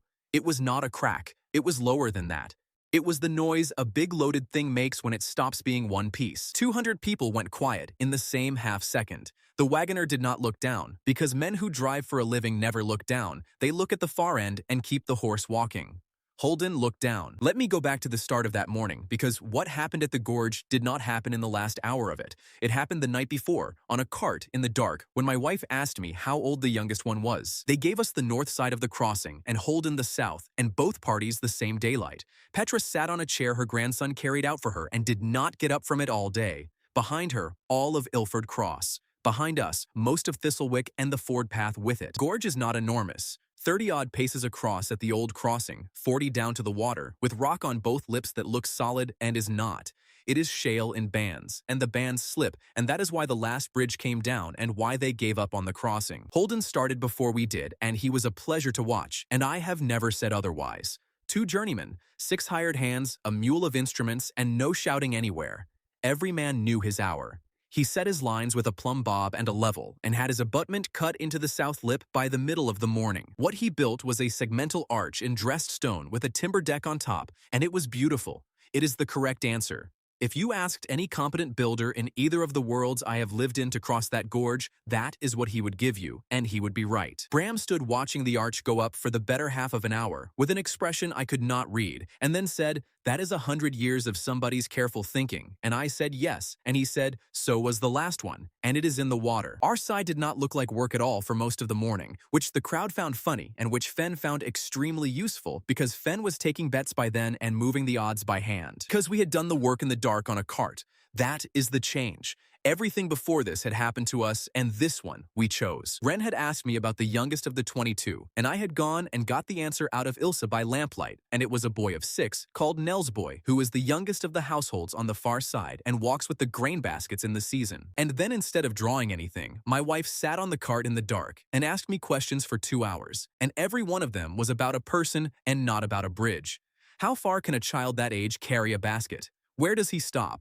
What does he do with his hands when he stops? I told her what I knew, and it is what anybody who has hauled knows. A child carrying a load across 30 paces will stop once, and he will stop in the middle, and he will put the load down on the deck and stand up straight before picking it up again. And if there is nowhere to set it down, he will not stop at all. He will keep going with his arms failing him and his eyes on his boots, and that is when children go over sides. So she drew a bridge with a bend in the middle of it, not a curve, a bend. It goes out from the north lip in a straight run, and about halfway across it turns at a distinct and visible angle, and runs the rest of the way to the south lip on a new line. At the turn, there is a flat place with a lip on it, about knee-high, wide enough to set down a basket and stand. She drew the elbow pointing upstream, because that is the side the wind comes from, and a child setting a basket down wants his back to the wind. That is the sum of her reasoning. I was there for all of it, and there was no other reason. I did not touch it. I had 4 sheets of a perfectly good bridge in my pack the entire time, and I did not take them out, and it is the single hardest thing I have done since the eviction. I did one useful thing instead. When she had finished, I looked at the bend and said, "That turn is going to want bracing at the knuckle," and she said, "Then brace it." So I spent the morning of the contest cutting and pinning timber into the angle of a shape I had not designed, by hand, sweating, in front of the Fellowship of Measured Building, and I have never enjoyed a morning more. The crowd laughed at it as it came up. Of course they did. It went out from the lip, it stopped, it turned, and it went on again like a man who has forgotten something. Somebody shouted that we had built a bridge with a change of mind in it, and I have never heard a better description of anything. Holden did not laugh. He came over about noon, walked out onto our half of it, stood at the knuckle a good while, and put his hand flat on the timber I had just pinned in. Then he asked Wren a question, and it was a real one. He said, "When the load stands on the elbow, where does it go?" She said she did not know. He said, "It goes down both legs." He said it quietly, mostly to himself. There is no long span here at all. There are 2 short ones leaning on each other, and the middle of a beam is where a beam breaks, and you have not got a middle. Then he stood there and worked out loud in front of me what he had just been handed, and it has stayed with me since. He said, I could not have drawn this. He said, I could not have got it past my own examiners, and I would have failed a man who showed it to me, and it is going to hold. I asked him why he was telling us. He said, because I will be saying it out loud in an hour anyway, and I would rather say it twice than have it dragged out of me once. He tested his own bridge first. That was his choice, and nobody made him do it. He said the challenging party goes first, and he had the wagon loaded with quarry stone to the mark, and he walked out onto his own arch ahead of the horse. It was not a collapse. Let me be exact about that, because a good deal of nonsense has been sung about that morning since, and Lark is responsible for most of it. The arch did not fail. The arch was perfect. What failed was the north lip of the gorge, which took the thrust of a perfect arch exactly as a perfect arch delivers it, straight out sideways into the rock, and a band of shale about a hand thick moved perhaps 2 fingers width under the load. 2 fingers is nothing. 2 fingers on a rigid arch is everything, because a rigid arch has nowhere on earth to put it. The line of the thing went out of true. The sound came up through the deck, and Holden stopped the test himself. He was standing in the middle of it with his hand up before anybody else there had understood what they were hearing. He got the wagon backed off and the horse walked clear. Nobody was hurt, and the arch is still standing there today, and I would cross it on foot tomorrow. It simply could not be asked to carry a wagon on ground that moves, and the ground there moves. Then it was our turn, and I have never in either of my lives been so frightened of anything. The wagoner did not want to do it, and he said so out loud in front of 2 villages. He said he would drive the stone one and not the crooked one. And Petra, who had not spoken a word since dawn, said from her chair that in that case she would ride on it herself, and got up, and that ended the discussion. She did not ride on it. Dade would not let her, and she let herself be talked out of it, which I think was the plan. She had said it in front of her own village, though, and after that, nobody could refuse. Wagon went out onto the north run. It reached the elbow. It stood on the elbow, all of it, the whole loaded weight of it on that stupid flat place with the knee-high lip that my wife had put there so a 6-year-old could set down a basket. And nothing happened at all. The horse stood there switching its tail, and the wagoner looked at the far end as wagoners do, and under all of that weight, not one thing in the world moved. Then it turned the corner and went down the south run and off onto the far lip, and the noise the crowd made was not a cheer. It was the sound people make when something they have decided is a joke turns out to be serious, and it is a strange, ugly, wonderful sound, and I have only heard it twice. Petra had them loaded again, half as much again on top of the mark, out of the quarry heap, where everybody could watch it go on. Then she had them run it back across the other way. Then she had 11 men stand on the elbow with it. Sam was underneath by then, hanging off the north pin on a rope, looking at my bracing and at her knuckle. He came up and said the timber had not moved a hair. Then he said he wanted it on the record in front of the fellowship that the pins were mine. It is the only piece of professional flattery I have ever been paid in this world, and I have not got over it yet. Petra came across it herself on foot, alone, slowly, with everybody silent, and she stopped at the elbow and set her hand on the lip. Then she walked onto the far lip and turned round at the south end and said the alliance was made, and named the terms then and there, so nobody could shave them later. Grain from Ilford Cross, water and building from Thistlewick, the crossing open to both, and a call for help binding both ways. 2 settlements. It is the first thing in that district that anybody had signed in a generation. Holden did it properly. He stood up in front of his own journeymen and the whole crowd and said the fellowship had asked for a demonstration and had received one. He said his arch was correct and had failed, and that hers was incorrect and had not, and that he would be writing that sentence down in his report exactly as he had just said it out loud. Holden shook my hand and shook Wren's and asked whether she would tell him one day how she had arrived at the angle. She told him the truth right there. She said, I was thinking about where a small boy would put a basket down, and Holden stood, holding her hand looking like a man hit with a plank. He left the next morning. The letters to the quarries did not stop for a while after, because a guild is not one man, and Marrow's Hollow stayed shut to us until well after the frosts. Holden never signed another one, though, and without his name on it, the thing lost its teeth by degrees. Wren was ill for 2 days. The bridge cost her more than anything before it, and she has never been able to explain why some cost more, and Sable took one look at her at the gorge and had the cart brought round before the cheering had properly finished. Ilsa opened the schoolroom 9 days later. Nell's boy walked over the elbow to get to it. He stopped in the middle, like everybody does, and put his hand on the lip and went on. I have watched several hundred people cross that bridge, and every one of them stops there. And on the way home, with the whole village walking behind the cart in the dark and Lark inventing verses about a bridge that changed its mind, I looked back once and saw Iona standing on the north lip with her arms folded, still looking at it. Everybody else had turned for home. She was looking at the elbow the way Bram looks at a joint, and she had been standing there long enough to be the last one. I remember thinking she must be tired, and then Tam pulled my sleeve about something, and I forgot it completely for 4 months. It was 8 days after the gorge before anything came of it, and what came was a carriage. A real one, on springs, with a driver in a coat that matched the paint. It came up a ford path that had never had a carriage on it in living memory, and was not really wide enough for one, and it took the corner by the goat pen in 3 separate attempts with a good deal of shouting. The crest on the door was black and gray and had a closed hand on it. Dade was standing next to me. He did not move, and he did not say anything, and when I looked at him, his jaw was doing the thing it does, and he said, "That is the household," and went to find Sable. The man who got out of it was about 40, slight, tidy, with the same ink stains on his fingers that Holden had. He looked at the mud and looked at his shoes and then stepped into the mud anyway, without any fuss about it, which I noted. He introduced himself as Corvin, engineer in the service of Lord Castle, and he said the name straight out on the first breath, in the open, in front of everybody. There was no attempt to hide whose he was. That threw us more than any amount of sneaking would have. He had a proposal, and he made it at the council that afternoon, and it was, I have to say, an extremely good proposal. His lord had heard of a crossing that carried half again what a fellowship arch could carry on shale. His lord wished to understand it.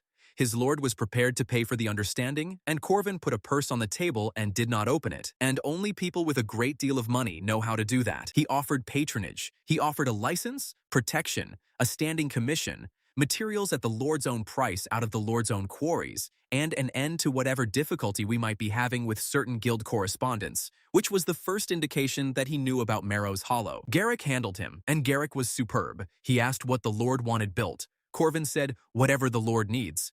Garrick said, "Name one." Corvin said, "That would be for the Lord to say."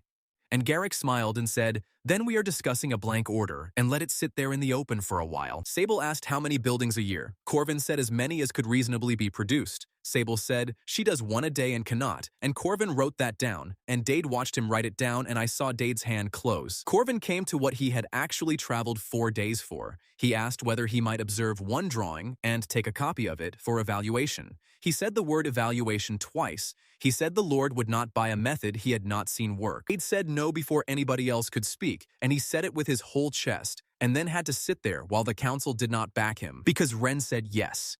She said it quietly and immediately, and afterwards, when Dade had finished being angry with her in the shelter with half the council still in it, she explained herself, and her reasoning was better than mine would have been. She said, "If we refuse him, he goes home and tells his lord that they would not let him see it, and that is the report of a thing worth stealing." Then she said, "If we let him try it in front of 100 people and it does nothing at all, he goes home and says he tried it, and it does nothing, and he has to say that in a room full of officers who watched him leave." Dade said, "Or he goes home and tells his lord it only works for her." And Wren said yes, and looked at him, and said, "He is going to find that out whatever we do. Better he finds it out in a way that also makes him look a fool." I did not sleep much that night, because she was right, and because Dade was also right, and because I had worked out at the gorge and had not said out loud that we had already answered the question Voss was sent to ask, in public, in front of 2 villages, for nothing. The village found out what was happening by breakfast, and the betting started before the porridge was finished. Fenn ran the book, because of course he did, and he ran it off a plank across 2 barrels with a piece of slate for the odds and no shame whatsoever. He opened at 2 to 1 against the stranger, and had to shorten it twice before noon because the settled opinion in Thistlewick was that a court engineer with proper training would probably do it rather better than Wren did. They were not being disloyal, and I will not have it said that they were. They loved her by then. They simply had no idea how any of it worked, and neither did we in any way we could explain, and the honest summary of village opinion was that the ground liked drawings, and this man drew very well indeed. Old Maris put money on Corvin. Dara put money on nothing at all, and said so. Bram declined to bet, and then privately told me he would have taken 2 to 1 and could not be seen doing it. Tam was the only person in that village who refused on principle, and he refused loudly, twice, to Fenn's face, and nobody at all understood why the boy was so cross about a wager. They did it on the marked square by the goat pen, with the whole village round 3 sides of it, and Corvin's driver holding the horses at the back. Wren went first. She drew a store shed for the miller, small and honest, one she had been going to do anyway, and she drew it the way she draws, kneeling, quick, the flat of her hand smudging half of it as she went. The ground took it and put it up inside a quarter of an hour, and everybody clapped. Corvin did not clap. Corvin watched her hands. Then he went to work, and it was the most impressive thing I saw in that whole year. He had a board, a rule, a set of dividers, and 4 grades of chalk. He set out the same shed on the same square from his own measurements of the finished building, in front of all of us, in about 40 minutes. It was exact, not approximately exact. He had the smudge in it. He had reproduced the place where her palm dragged through her own line, deliberately, because he did not know whether it mattered and was not prepared to guess. Bram walked around it twice and said, "That is better than hers." He said it out loud, in the open, and he meant it as a professional judgment, and it was one. Corvin finished, stood up, put his chalk in his pocket, and stepped back off the square, and everybody went quiet. Nothing happened, not a tremor and not a false start.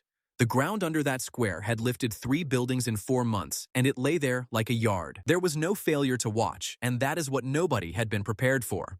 They had all come out to see a disaster, and what they got was a quiet man standing next to a very good drawing in an empty field. He waited longer than he needed to. Then he asked quite politely whether he might try again, and he did it a second way, which was cleverer and which I have never forgotten. He asked Wren to draw the same shed again, and she did, and he knelt down beside her while she did it, and laid his own chalk directly over her lines as she made them. Her line and his line, the same line, at the same moment, his hand a hand's breadth behind hers all the while. When she stopped, he kept going and finished the last quarter of it himself, following the shape she had started, and the ground built 3/4 of a shed. It came up out of the dirt exactly as far as her hand had gone and stopped, with the wall open on the 4th side and the line of it ending in midair. Nobody laughed. Fen tore up the book and gave everybody their money back without being asked, which for Fen is a religious experience. And then Corvin stayed kneeling on that square, and he asked Wren whether it had to be a building for somebody, and she said yes, and he asked whether he might try one of those. I have not stopped thinking about him since. She said yes, and everybody else went quiet, and he took a fresh piece of chalk and drew for some while and did not explain what he was drawing until he had finished, and it was a room with a wide low window in it and a bench under the window. He said it was for his sister, who is blind and who sits in the wrong place in his mother's house because there is no window on that side. He said she likes the warmth on her face in the afternoon and will not ask anybody to move the furniture for her. He said, "That is a true thing, and I want it for her more than I want anything my Lord wants." And the ground did not move a single grain. And knelt down next to him and did not say any of the things people say. She said, "It is not because you did not mean it." She said, "It is not yours. It never was yours, and you have not failed at anything." Corvin said thank you. Then he got up, brushed his knees off, and went and stood by his carriage on his own for a while, and nobody in that crowd of 100 people went over to him. He left the same evening. He would not stay the night. Before he got in, he came over to me and shook my hand and said the only thing he said to me all visit that was not business. He said, "I will write exactly what happened." Then he said, "My Lord will read it, and he will believe it, and it will not help you at all, and I do not have anything else to tell you." Then he got into the carriage, and it took 3 attempts to turn round again. Garrick got his moment 2 days later when Holden's remaining journeyman came through on his way south to finish the paperwork on the arch. Garrick was at the corkscrew and made sure the boy heard him. He said loudly, to nobody in particular, that it had been an educational month for the professions. He said the fellowship came to show us a bridge and left us a report. Then he said, the Lord's own engineer came to copy a shed and left 3/4 of one, and that at this rate the village would need a shelf built for the visiting experts. The journeyman took it well, and Garrick enjoyed himself enormously. That is the receipt, and it is a real one. A great house sent its best draftsman in the open with money on the table, and he went home with nothing. Half the district heard about it inside a week, and Lark saw to the other half. But I had been awake at nights over it before it happened, and I was awake over it afterwards, and Dade said it out loud on the 3rd evening so that I did not have to. He said, "Congratulations. Everyone from here to the coast now knows that the woman does it and the man does not, and that she cannot be copied, and that she can be moved, because she is a person and people can be moved." He said, "That is not a secret anymore. It is an address." Soren came in on the 9th day after, on foot, with his boots tied on with cord. He was about 19, and he had walked from the southern edge of Cassell's holdings, and he was not a scout and had never been near anything important in his life. He had been a spearman in a garrison, and he had run, and he had nothing to sell us except what a garrison hears, which he gave us in the first 4 minutes because he wanted to be allowed to sit down. He said the levy had been called at 3 places along the South Road. He said the smiths had been put on contract work in the spring and had still not come off it, and that nobody in his barracks had been told why. Dade asked him 3 questions, and Soren could not answer any of them because he did not know anything, and that turned out to be what was useful.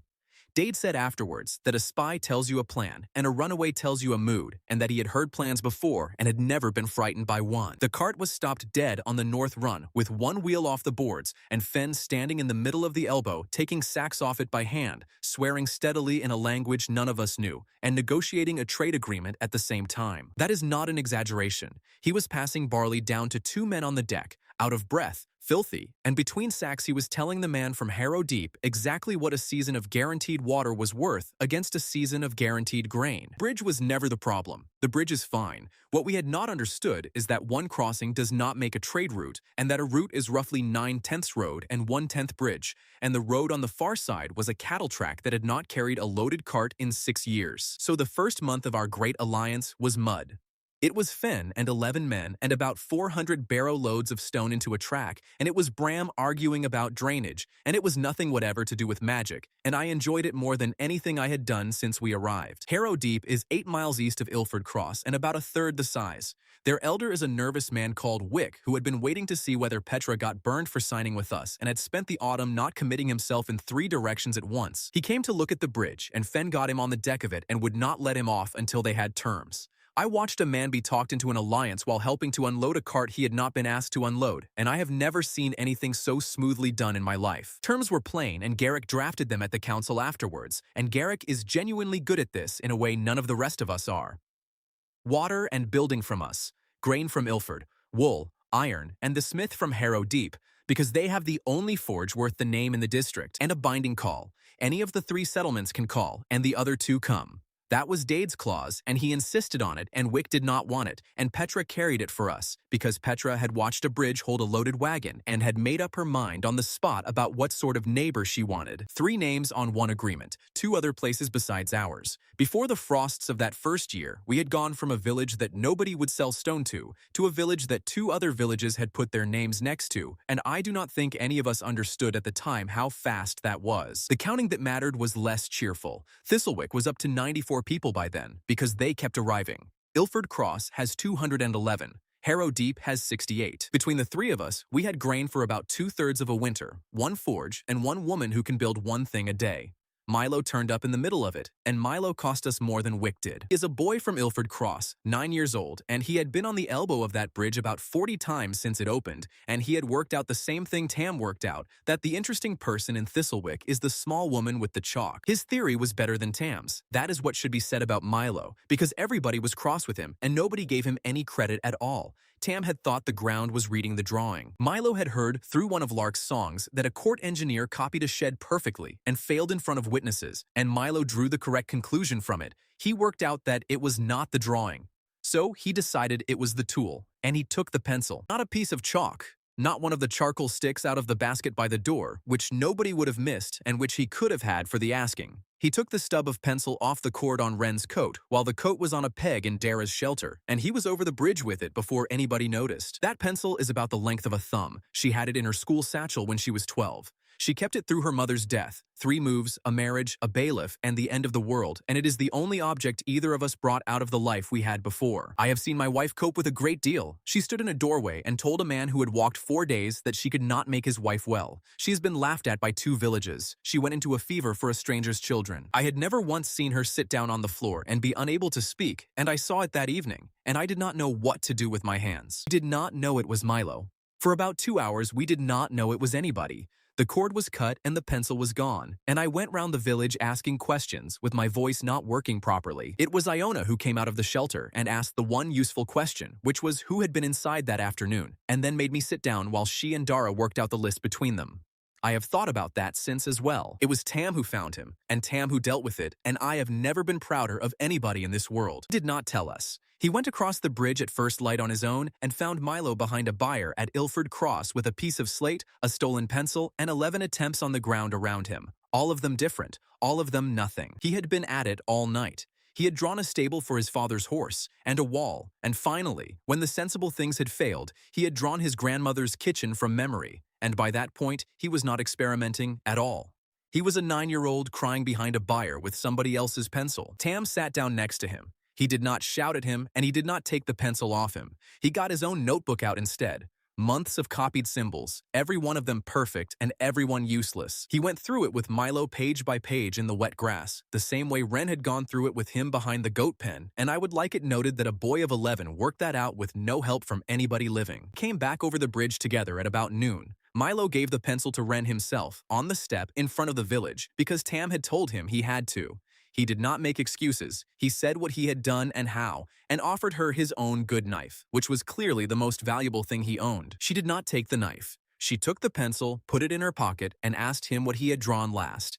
He said his grandmother's kitchen. She asked him why that one. He said, because I ran out of things I wanted less. Wren said that was the correct answer, and that it was still not going to work. And then she sat with him on the step for the better part of an hour, and they talked about his grandmother's kitchen, and by the time they finished, he had stopped shaking. What came out of it was the book, and the book was Tam's idea and Milo's title, and it is the only institution in this district that has spread on its own without any adult starting it. It is a book of things that did not work. That is all it is. Tam's copies, Milo's 11, and every failed attempt any child in 3 settlements has made, drawn again in the book, with a line underneath saying what they had thought would happen and what happened instead. There are, at last count, over 200 entries. Children come over the elbow from Harrow Deep to add to it. It has settled more arguments about how this thing works than every adult conversation about it put together, and not one of them has ever made a building. And that is the point of it. The row that mattered that month was not about children. It was Sable and Date again. And this time, it was in front of everybody, and this time, neither of them backed down. Harrow Deep needed a store and a well before the frosts.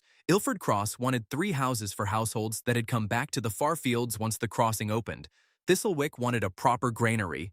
Dade wanted none of those things. Dade wanted a wall, a real one, and gates, and he wanted them started that month. Sable said, count the days, and then counted them out loud in front of the whole village, because she has learned that counting out loud works on us in a way that arguing does not. 41 days to the first hard frost. 1 build a day at best, and no build the day after a hard one, which comes to 26 or 27 buildings, and only if my wife never falls ill and never has a bad week. Dade said, then we are 26 buildings from a wall, and Sable said, we are 26 buildings from Harrow Deep having water in February, and asked him which of the 68 people there he proposed to explain that to. He said, all of them, gladly, if it means they are alive in March.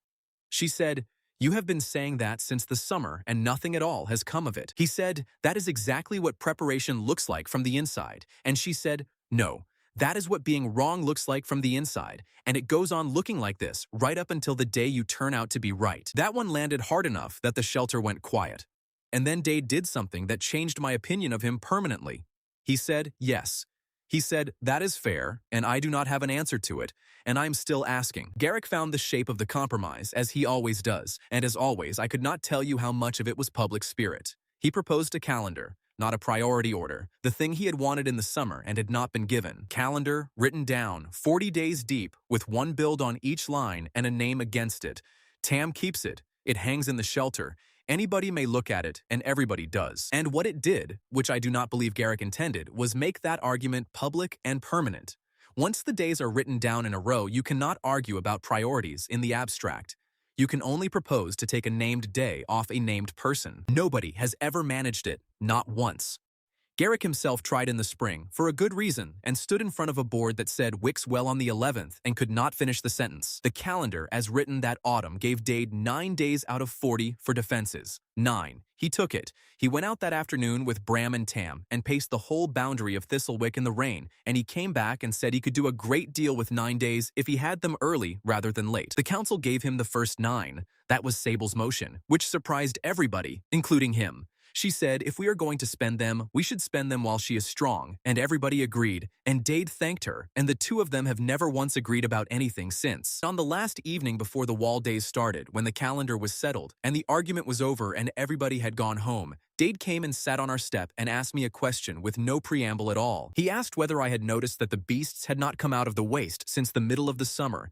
He said there had been nothing at all since the night of my wall. Not one of them. He said, they came twice in our first month here and then they stopped. And every soul in this village has been so busy being pleased with itself that nobody has said that out loud even once. He said, something moved them and I would like to know what. And he looked north while he said it, and then he went to bed and left me sitting on my own step in the dark with a great deal to think about. The stone was still coming up out of the ground when I saw it start to go. It did not fall, nothing that fast. The new West Jam leaned about a finger's width off true while it was still assembling itself, and then it kept leaning, slowly, the way a man goes to sleep, sitting up. Everybody else was watching the top of the gate arch close, because that is the pretty end of it, and that is where you look. I was watching the bottom because I have spent my life watching the bottom, and I knew what I was looking at about 4 seconds before anybody else did. I had put it there. I spent a long time afterwards telling this in an order that let that arrive late, and I am not doing it that way here. Those were the 9 wall days, the ones Sable had voted to give Dade early. They were the hardest fortnight my wife has ever had. 9 defensive builds inside 11 days with the rest days in between, and a gate on the last of them. By the 8th day, she was gray before breakfast. She had stopped being able to hold a cup with her right hand in the mornings and had started using her left in front of people without saying anything about it. Sable had already taken 1 day back off the calendar, and Dade had already asked for it again, and got it. Dade deserves fairness here too. He did not bully her. He came to Sable and made the case and lost it, and came back the next day and made it again. And every time he did it, he looked more like a man being followed by something. The gate was the last of the 9 and the biggest. Wren drew it at first light on the 10th day, out on the north approach where my beautiful useless wall had stood the summer before, and Sable stood over her throughout with a face like a closed door. Then Wren went to lie down, because that is the rule, and she has not argued about it since the fever. She drew it, she handed me the chalk, and she went home to bed and left 30 of us standing round a square of scratched dirt waiting for a gate. It came up slowly because it was big. 2 towers, a span across, gates to be hung afterwards by hand. It builds from the ground and works upward, so for the first while you are looking at footings and jambs and you cannot see what any of it is for. And what I saw, from where I was standing, was that the west jamb was not under the span at all. She had set it back, about 1.5 feet back from where any gate jamb belongs, out of line with its own arch, so that the west end of the lintel was coming down over nothing whatever. The east jamb was square and correct. The west one stood off to one side like a man who has arrived at the wrong door. I have hung gates, not designed them, hung them and repaired them, and stood underneath while other men repaired them badly. I did not need a drawing to know what happens to a lintel that bears on one side and air on the other, and I did not need a drawing to know what a gate that size weighs. So I knelt down at the chalk with the ground moving under my knees, and I moved my wife's line. It was not a hard alteration. That is what I cannot get past. The chalk was still lying there on the dirt with the build working its way up through it. I put my hand flat, dragged the west jamb line back into square under the span where it belonged, and drew it in properly with the edge of my thumb. I have gone over what I did next many times. I did not do it out of pride. There was no audience I was performing for, and Holden was 100 miles away. I did it because I could see a lintel about to come down on nothing, and because there were 11 men working under that arch, and one of them was Tam. Correction took, and nobody expects that because we had all watched Corvin fail on that same square. His hand could not add one thing that was not hers. Neither could mine. What mine could do was shift something of hers already there, because the jam was hers, and a line is only an instruction about where. So it built her jam where I had put it. It built it beautifully, and it brought the stone up straight and true under the west end of the span, and the arch closed over the top of it, and for a good while I stood there being right. Then it started to lean, and I stood there being right for about 4 seconds longer than I had any business doing. Bram got everybody out from under it. He did that, not me. I was still working out what I was looking at, and he was already across the ground shouting. He had 11 men off the gate and clear of the arch in under a minute, and the last one out from under the west side, walking backwards with a mallet still in his hand, was the boy. Dara counted us on the road. She did it without being asked, as she does now, out loud, and she got to the end and said the number, and it was the right number, and I have never in my life been so grateful for a piece of arithmetic. The lintel cracked at about the middle of the afternoon. One crack right across and audible from the shelter. It did not come down. It is a great deal harder to bring down a stone span than people believe. It sat there instead, with a crack through it and the west jamb 3 fingers out of plumb, and the whole north gate of Thistlewick was condemned before it had ever been hung. Bram had the diagnosis by evening, and he gave it to me straight in front of Dade and Garrick, and he did not soften one word of it, and I have never asked him to. He said the west jamb was never meant to carry anything. He said she had drawn a buttress running out of line on the west side, 40 feet back into the bank, and the whole west end of that span had been made to hang off the bank. He said the jam was a spacer. It was there to hold the gate leaf and nothing else in this world, and that is precisely why she had stood it clear of the arch instead of under it. He said, and there is no footing under it, because it was never going to carry anything, and she knew that when she drew it. Then he said, Emmet, you moved a post that was holding a door and asked it to hold a wall. I have not been able to put that down since. I said I had not known about the buttress. He said, no. That is what it is to be an editor rather than a builder. You corrected a drawing you had read a third of. Wren came out at dusk.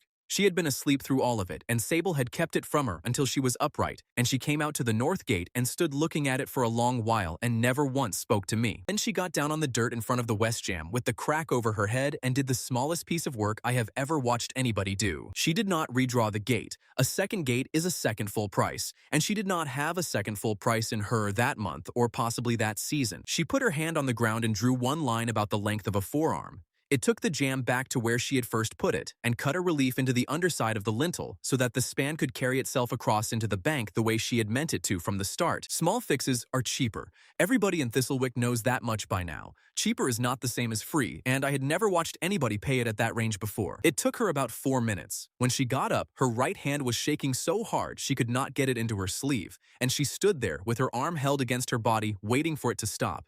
And it did not stop, and after a while, she gave up waiting and walked home holding her own wrist. She did not say anything to me. That is what I have to put down. She did not accuse me. She did not explain. She did not ask what I had been thinking. She looked at the gate, and she fixed the gate, and she went to bed, and I stood out there on my own until it was fully dark. I had been waiting for the argument. I have always been able to survive the argument.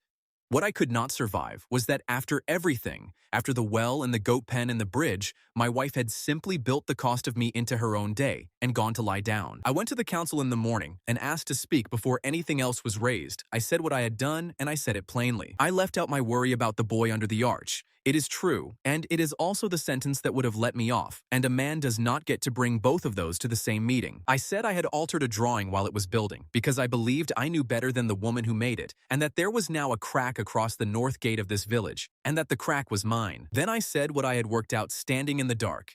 I am not the man who checks her work. From that morning, I would build to her lines, hang what she draws, and brace what she leaves for me to brace. And I said that if I cannot read a drawing well enough to understand why a post is standing where it is standing, then I do not get to move the post. That is my trade here now, and I have not broken it since. Garrick, who has more political sense in one hand than I have in my entire body, did not let anybody vote on it, and did not let anybody thank me for it. He said, noted, and moved straight to the next business. Afterwards, he told me privately that a man who confesses in public gets one of two things, absolution or a reputation, and that I did not want either of them, and that he had spared me both without being asked. The village did not think less of me. I had been braced for it, and it never came.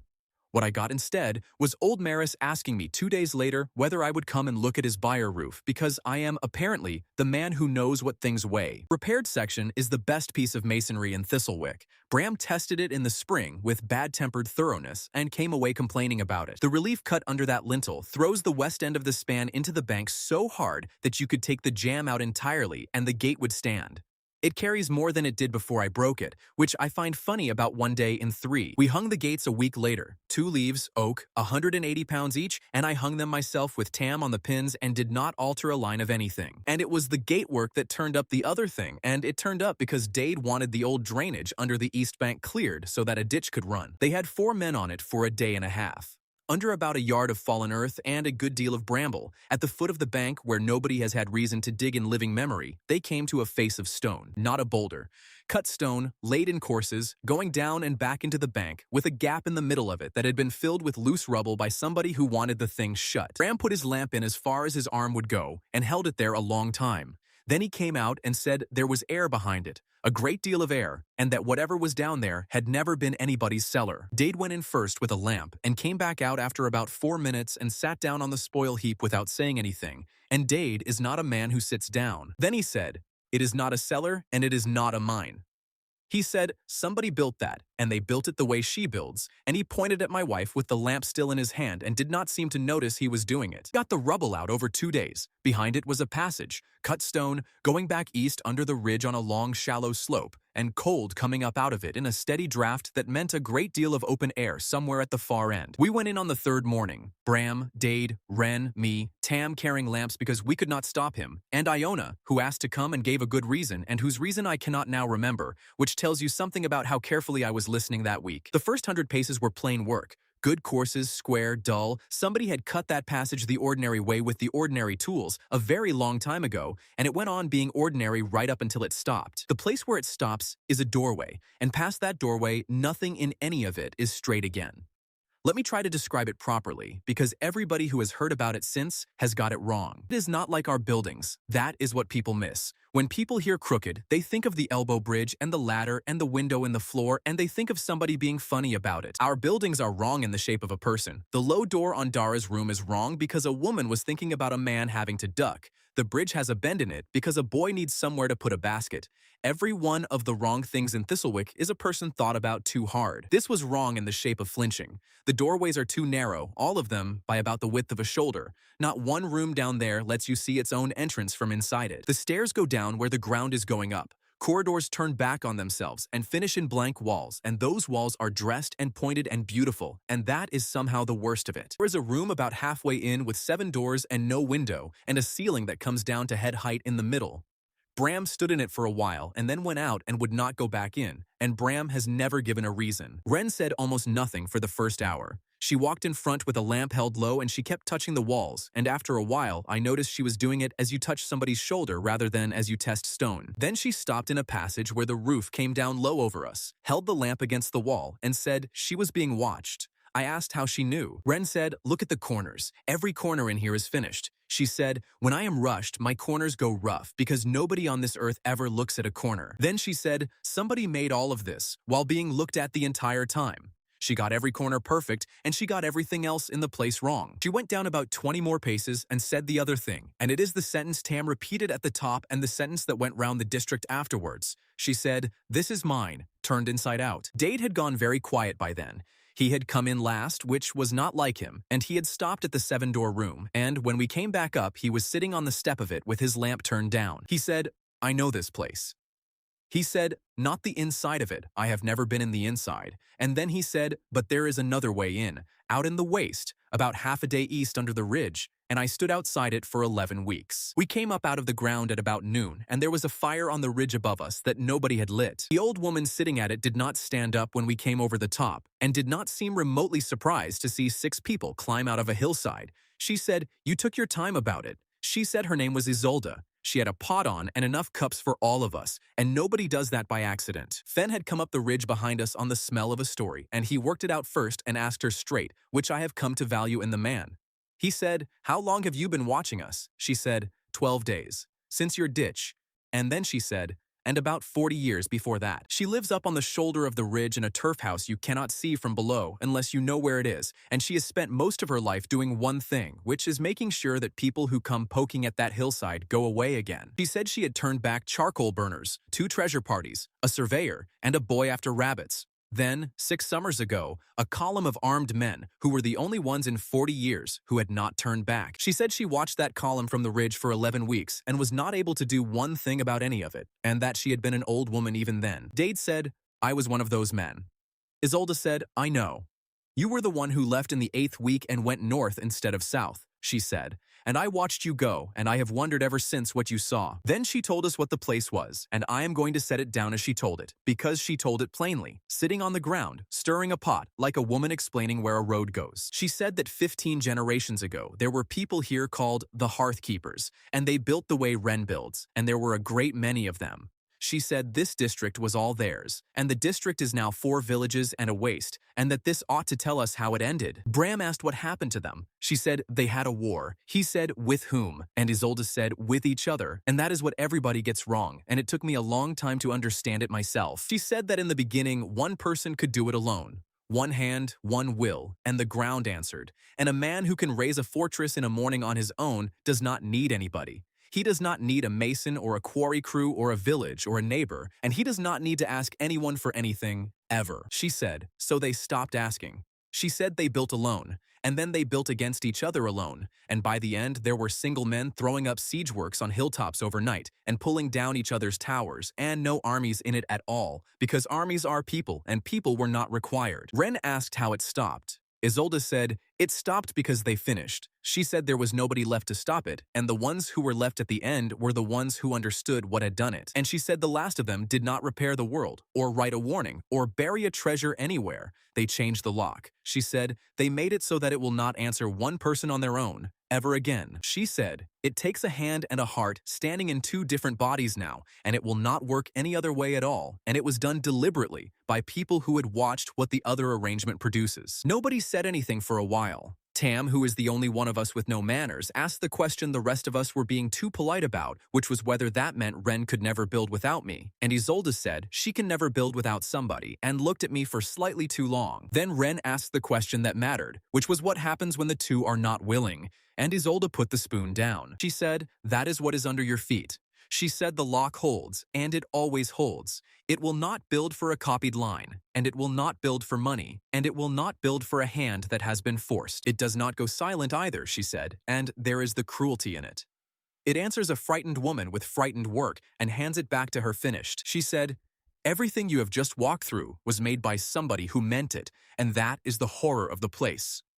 Not one line down there is false. Somebody wanted every one of those narrow doorways at the moment she drew it with her whole heart, because at that moment the thing she wanted most in the world was never to be seen by anybody again. And went off to the edge of the ridge on her own for a while after that, and I did not follow her. And Sable, who had walked out to meet us, held my arm when I started to." Dade told the rest of it that evening at the fire, and he told it to Isolde as much as to us, because she was the only one there who had been on the outside of the same 11 weeks. He said he had been sent with a column to guard a work party at a hole in the ground out in the waste, and had been told it was a quarry, and had believed that for about 4 days. He said there was a woman there. He never saw her face. He saw her twice, both times being walked between a tent and the entrance, and both times there were 2 men with her, and one of the 2 carried the chalk. He said the ground shook at odd hours. The officers went down and came up and did not talk about it. In the 6th week, a section of it came down and killed 4 men of the work party, and the order that came out was to clear it and continue, and the woman was walked back down the same afternoon. And he said the thing he had walked away over, and he said it flatly, and Isolde did not take her eyes off him for 1 second of it. He said, "In the 8th week I was standing the entrance, and she came up on her own for once, and she stopped in front of me and asked what day of the week it was." He said, "That is all she asked me." And I did not know. He said, "I stood there in my lord's coat with a spear, and I could not tell that woman what day it was, because I had stopped counting the weeks, because it did not matter to me." And he said, it was the only thing she had asked anybody for in 8 weeks, and I could not give it to her, and I walked north that night. Nobody spoke for a good while after that. Then Bram said the practical thing, in his way of being kind, and asked whether the beast came out of that hillside. Isolde said yes. She said that hill is full of them and always has been, and that in all her years up there, they had come out in numbers exactly twice, and both times were when men were down in the passages driving them out. Aid sat up straight and said, "The summer we arrived." And she said, "The summer they left," and went back to her pot as though she had not just answered the question that had kept him awake since the harvest. That is the answer to a question Dade had asked me on my own step, and nobody had liked. The beasts came at us twice in our first month because somebody was in that hill. They stopped when the work stopped.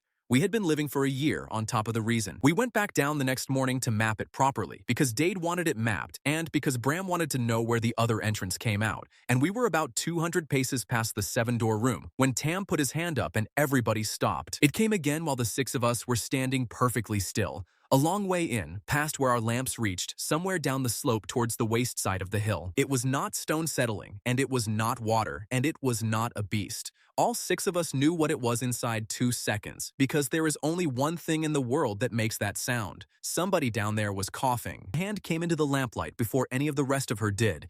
It was pressed flat against the wall, with a stub of charcoal held in the fingers, pointed outward, held the way you hold a knife when you have never held a knife. She was in a room with one door and no corners you could see into, sitting with her back to the wall furthest from the entrance, and she had been in that room a long time. She was perhaps 40 and might have been 30. It is hard to say about somebody who has been underground for years. She did not scream, and she did not run. She got herself upright against the stone with the charcoal out in front of her, and she waited, and the waiting was the thing that finished me. She had done this before. She knew how it went. Wren took 1 step forward into the room, one, with her hands open and low, and the woman lifted the charcoal and put the point of it against her own forearm, and held it there. I did not understand it at first. Dade did from behind me, and he said one word, and Wren stopped moving so completely that the lamp in her hand did not swing. The woman was never going to use it on us. She was showing us, in the only language she had left, what she would do to herself if we came for her hand. We went back up. That took an hour, and it was the longest hour of that winter, because you cannot leave quickly in a place like that without it reading as a trick, so we went slowly, one at a time, and Wren went last, and did not turn her back until the doorway. Dade took himself off it entirely the same evening, before anybody had to ask. He said, "She has spent 6 years looking at a coat, and I still walk like the man who wore it." He never went below that doorway again, and he made sure his own scouts kept off the ridge, and he did it without one word of complaint. Sable would not go down either, which surprised me until she explained it. She said, "I am not going to be another person who arrives with something in her hand and reaches for her." She sat at the passage mouth for 11 days instead and treated everybody coming up, and it is the same work done further away. It was Isolde who gave us the first useful thing, and she gave it to us at her own fire, and she was very angry with herself about it. She said she had been leaving food at the wayside entrance since the summer, a pot twice a week on the flat stone by the fall. She said it had been going, and she had assumed a fox and had gone on leaving it out of habit and because it made the walk worth taking. She said, "I have fed that woman for 2 seasons, and I thought all that time that I was feeding vermin." Then she put the spoon down. She said she never once took the pot. She said she took what was in it and washed it and put it back on the stone, every time, for 2 seasons. For somebody she had never seen and had no reason on this earth to be polite to. I asked the stupid question on the walk back because somebody had to. If she could get out as far as that stone, she could have got out altogether. Nobody was standing over her. Nobody had been standing over her for months. Wren had been waiting for one of us to say it. She said the door was never what kept that woman in and had not been for years. She said a person who has been told where to stand for 6 years does not walk out of a hole on her own.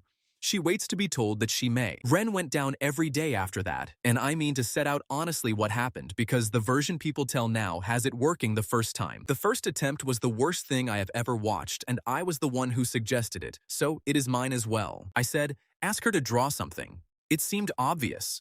She is a builder. We have builders' work to do. Give her a purpose and a reason to come out. Wren looked at me for a long moment and said all right, and went down and asked her for a door. She started. Nobody expects that. She did not refuse. Somebody asked her for a building and her hand went to the wall before her face had finished changing, and she began to draw, fast, badly, with the charcoal jumping, and the ground started to answer. What began to come up out of that floor was already going wrong at the 3rd course. I could see it, and I am no judge. The angles were closing in on themselves the way everything down there closes in, and it was coming up between us and the door. Wren went through it. She put her boot through the chalk line on the floor and scuffed it out with the side of her foot, and the growing stone stopped where it was, and it is still there, a knee-high stub of something with no name. Then she sat well back on the floor and said, "I'm sorry, nobody is asking you for anything," and said it about 9 times over the next hour, and the woman did not put the charcoal down for any of it. The second attempt was Wren's own idea, and it failed for a better reason.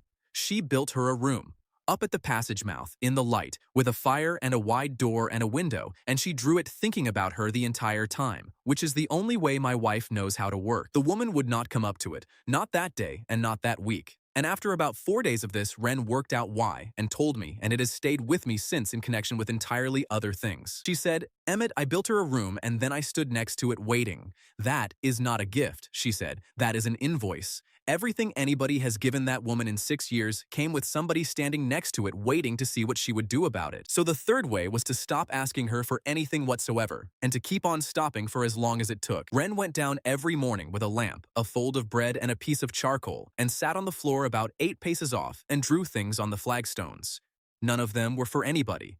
None of them were allowed to matter. She drew a cup. She drew a step. She drew a hook to hang a lamp on. Little pointless articles, half a hand across, of no use to any living person. Every so often the ground would take one, and there would be a cup standing on the floor of a ruin or a hook set in a wall nobody was ever going to hang anything from. Wren would say nothing at all about it and go straight on to the next one. She did that for 9 days. I carried the lamps and sat further back and got very cold and said nothing, and that was the largest contribution I made to any of it. On the 4th day, the woman stopped holding the charcoal like a knife and started holding it like charcoal. On the 6th, she moved to the other end of the wall, which is nearer the door and further from safety, and I do not know what it meant. But Wren came up that evening looking better. On the 9th day, while Wren was drawing a perfectly useless second cup, the woman leaned over and put a line on the floor next to it. Nobody breathed. Wren did not look up and did not stop and did not say anything about it, which I am told took more out of her than the drawing. The woman drew for about 4 minutes. Then she sat back, and the ground took what she had made. It was a door, an ordinary door, the width a door is supposed to be, standing in its frame in the middle of an empty room with nothing at all on either side of it and nowhere whatever to go. She had drawn a doorway wide enough to walk through without turning her shoulders. That was all she wanted in this world, and it had taken her 9 days to ask for it, and she asked for it sideways, next to somebody else's cup. It was also the first thing she had made in 6 years that did not fall on anybody, and Wren did not congratulate her for it, and did not look at it, and went on drawing cups. Getting her up out of there was the other problem, and it cost us more than everything else that month put together. She could not be walked out through those corridors. Wren tried it once. They got about 30 paces. The woman stopped in a passage where the roof comes down and would not go on and would not be touched, and it took the two of them 2 hours to get back to her own room. So Wren built her a way out, and she did it on a day she had already built, and Sable had said no in the morning in front of witnesses. She drew a stair, straight, wide enough for 2 abreast, cut clean through the hill from that room to the daylight, with the wall on one side pierced every 10 paces. At no point anywhere on it are you standing where you cannot see both ends at once. There is not one corner in the whole length of it. It comes up on the shoulder of the ridge into the open, under the sky, and the ground took an hour and a half over it, and it very nearly finished my wife. She went up her own new stair on her own legs, reached the top, and sat down on the last step. Then her nose started bleeding and did not stop for some while. She lost the next 3 days, and most of the one after that. Sable did not speak to me for a week. Sable was entirely right, and I would do it again tomorrow, and both of those things are true at once. The woman came up on the second evening, on her own, without being asked, and stood at the top of that stair in the open air a long while, looking at the sky as though she was checking it for a ceiling. Her name is Rook. She gave it to Dara, of all people, 3 days later, because Dara was the only one who never once asked her anything. Dara had been counting the room out loud before supper, the way she does, and got to the end of it, and Rook said, "And Rook?" And that is how we learned it. She did not speak much that winter, and she flinched at raised hands for a year. She would not go into any building with fewer than 2 doors in it. Village worked that out inside a fortnight and simply started leaving doors open. All of them, everywhere. All winter, in the cold, at some expense in firewood, and without one word about it ever being said at a council. She was not an ally, and I mean to be accurate about that. She was not on our side that winter. She did not owe us anything, and she said so out loud twice, roughly, to people who deserved better. She was up out of the ground, though, and she was somebody's neighbor. There were 2 people alive that anybody knew of who could do what my wife does, and both of them were living in Thistlewick, and Dade said out loud that this made us the most valuable half-acre in the district. Tam asked her, about a month in, whether she would look at the book of things that did not work. She read it through on the step in the cold, every page, and gave it back and said, "These are good." And Tam went off round the corner and had to sit down. The smoke came up on the 9th day of the new year, and Dade saw it first from the tower, and he was up there because he had gone up there every dawn since the harvest and had been laughed at for it by people who are not laughing now. 3 columns, well spaced, south and east on the high ground where a signal chain runs. It was not a village burning. Nothing that big and nothing that untidy. Somebody had lit fires in a line, in order, at the correct intervals, to tell somebody else that a thing had started. Dade came down the ladder without using most of it and said the only sentence anybody needed. He said, "That is not a warning to us. That is his own people talking to each other, and he is on the road." The 2 of them came in off the ridge at a run, and neither could speak for the first while, which told us more than what they said afterwards. Dade did not ask them anything until they had drunk something. Then he asked one question at a time and wrote nothing down. He had gone out to the west side of the hill, where the old entrance comes up, because Dade sends somebody out there twice a week now, and has done since the stair. What they found was a patrol. 6 men, mounted, in the Lord's grey, and the patrol was standing still. That is the report entire, and it is the only detail that mattered. 6 horsemen at the mouth of that entrance for the better half of a morning, not searching, not camping, not moving on. Standing about at a hole in a hill in cold weather. Dade took that to the council the same evening, and he was careful with it in a way I have come to recognize as the mark of a man who is frightened of being believed too easily. He said, "I am going to tell you what I think this means, and I am going to tell you first how little I know." He said, "I have 6 men and a morning and some hoof marks. I have not been in their camp. Nobody has told me anything. What I am about to say is a reading, and readings are wrong." And he read it. He said, "That entrance was filled and left. Somebody has opened it. 6 men do not stand at an open hole for a morning unless somebody has told them to look at it and report on what is not there." He said, "They went down, not all of them, 1 or 2, and they came up and found a straight stair with no corners in it going the wrong way through the hill. Nobody has ever built such a thing in this district, and they came up and stood about in the cold arguing about it." He said, "So he knows the woman is gone." And he said he did not learn that from any spy, he learned it from his own patrol, which means the news went south on horses and not on a rumor, which means it went fast and it went as fact. Bram asked how long, Dade said the ride south is 4 days for a courier and 8 for a column, and that if the order went out the same day, and if the column was already gathered, which the Levy and the Smiths both suggest, then we were looking at 14 days from that morning, and probably a few more. He said, and I would very much like somebody to tell me I am wrong. And nobody in that shelter said anything at all, and Garrick, who is the most skeptical man I know, got up and went to open the granary count. Sable did not fight him. That deserves setting down about that winter, because the two of them had been at each other since the summer, and everybody had got used to it as weather. He stood up when he had finished and said, "Then I want the children and the herd out first, and I want them out early, and I want them out before we are frightened, because frightened evacuations kill people." And Dade said, "Agreed, and how many days do you want?" And she said 4.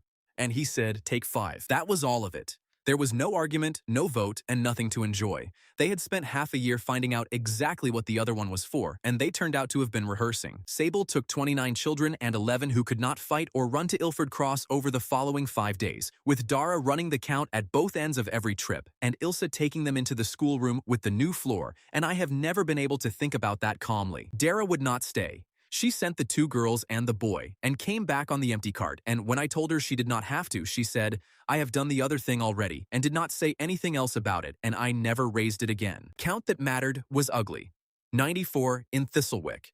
Take out the 29 and the 11, and you are left with 54, of whom perhaps 35 could hold a spear in a line and mean it. Petra sent 19 men under the binding call on the 4th day, without being asked a second time, and that is the morning I stopped thinking of that alliance as paperwork. Harrow Deep sent iron. Wick came himself with 2 cartloads and his smith's apprentice and stayed to work it, and I will not hear a word against that nervous little man ever again. Fenn did the thing Fenn does. He went out on the 9th day and came back on the 12th with 40 spearheads, 11 bows, 4 barrels of pitch, and no explanation of where any of it had come from, and when Garrick asked, he said, "Do you want the receipts or the spearheads?" And Wren built 11 times in those 14 days, which is more than Sable had let her do since the fever, and a great deal more than Sable liked, and not a single one of them was a fortress.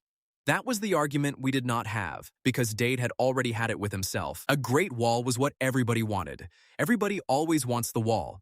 I wanted it more than any of them, and I had built one the summer before, and had watched it be worth nothing at all in the dark. So instead, she drew small things, a sunken lane behind the north gate, waist deep, so a man who gets through the gate arrives below the level of the people waiting for him.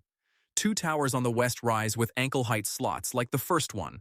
A pinch point at the goat pen where the path narrows twice and turns once. She drew a false gate on the east side that opens on a walled yard with nothing in it and no second door, which Dade calls the pocket, and which nobody explained to me until after it had worked. She drew a water course from the corkscrew round 3 sides of the village, knee-deep and slow, because Dade wanted the ground wet in front of the low approach, and wet ground is the cheapest defense there is.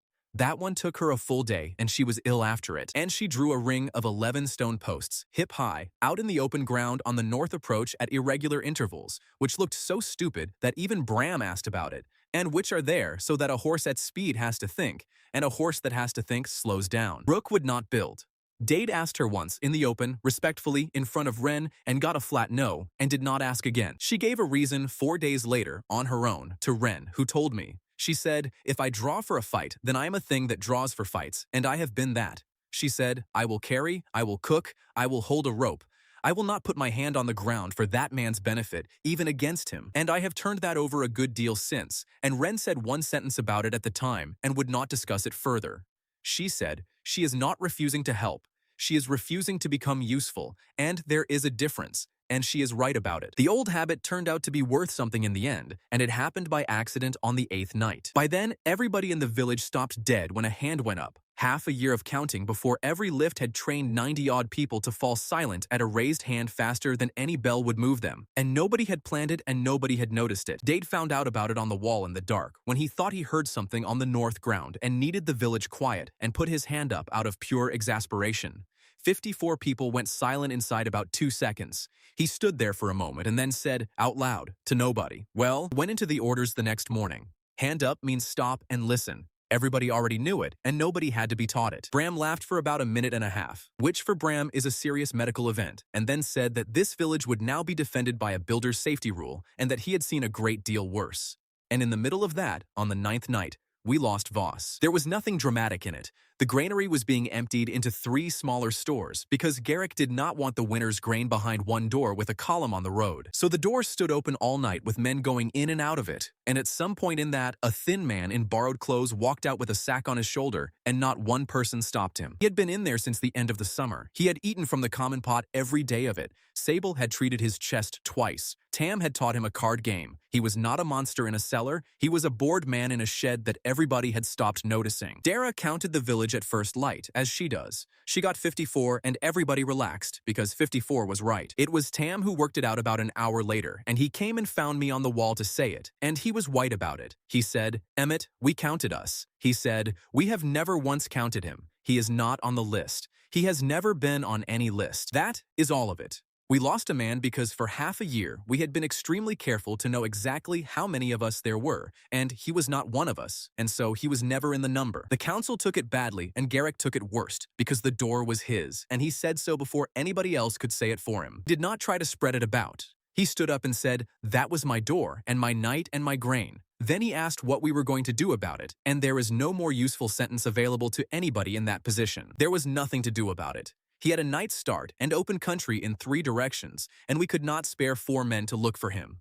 Dade said so, plainly, and then said the other thing, which everybody had been avoiding since Tam came off the wall. He said, "Work out what he knows." He said, "That man has sat in the middle of this village for half a year with nothing to do but look at it. He knows the rota. He knows where the tower is. He has watched every one of the last 11 days go up." We counted the days down out loud after that at the evening gathering, because Garrick said people bear a number better than they bear a rumor. 11, then 9, then 7. Dara said it each night at the end of the count. It became the last thing said before everybody went to bed. At 4, Petra's men finished the sunken lane. At 3, Sable came back from Ilford Cross with an empty cart and did not go away again. At 2, it rained hard, which was the best news we had all winter, because the wet ground in front of the low approach became genuinely bad ground. At 1, Dade's scouts came in from the south road and reported the column and gave the numbers, and the numbers were what we expected, and everybody went to bed almost cheerful. At first light on the last day, Dade came off the tower and did not report the column at all. He reported the shape of it. He said they had come up in the night and gone into position without a single probe, which no commander does, because a commander who is not probed does not know where to stand. He said they were heavy on the north gate and heavier on the northwest angle by the old drain, and that there was nothing whatever standing in front of the east side. He said, "There is no reason on earth to be that certain on your first morning," and then he named it, because none of the rest of us were going to.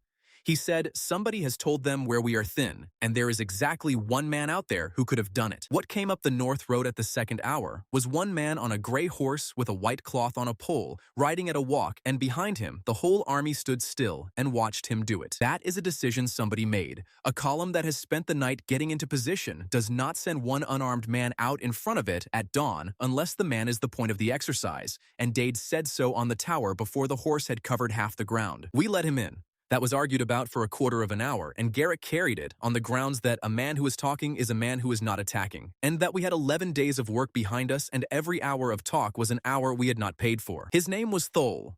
He was the Lord's steward, and had been for a very long time, and he was extremely good at his job. He was about 60, plainly dressed, on a plain horse, and he came into the shelter and took the seat he was offered, without once looking round to see who was in the room with him. He asked after the health of the woman who builds. Then he asked, and this is the thing that got everybody, whether the children had got away safely. Then he made the offer, and it needs setting out honestly, because everybody who hears about that morning assumes it was a threat dressed up, and it was not. It was better than that. Thistlewick keeps its land, its stores, its council, and its own justice. The Lord asks for no tithe for 3 years, and half tithe after. Wren works on a schedule she sets herself, and no more days a year than she chooses to name that morning in writing before witnesses. The Lord's quarries open to us at his own price. The guild correspondence stops, and Thole put a letter on the table showing it had already stopped, which was true, and which he had brought as a gift rather than a bargaining piece. And a garrison of 40 men, at the Lord's cost, standing between this village and the waste, so that a woman who has already spent a year of her health on ditches and towers can go back to building houses for people who need houses. He put that last one last, and he put it well, and he said it to Sable and not to us, because he had worked out inside 10 minutes who in that room was tired. Nobody laughed at it. Not one person person in that shelter treated it as an insult because it was not one. It was the best offer anybody in that district had been made in 50 years, and all of us knew it. Garrick spoke for it, and he spoke for it well, and I have not held it against him since. He said, count. He said, 54 of us and 35 who can hold a line against what is standing out on our north ground this morning. He said, we have honest works and a wet field and a great deal of cleverness, and they have 800 men who do this for a living. He said, I have been wrong about these two before, in front of all of you, and I said so. He said, I am not being wrong about arithmetic now.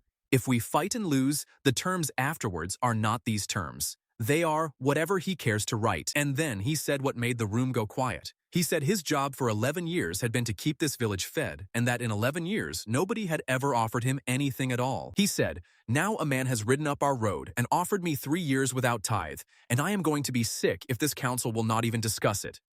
Then he sat back and let them. Discussed it for 4 hours. And I sat in that room and did not say a word for any of it, and I have to put down why.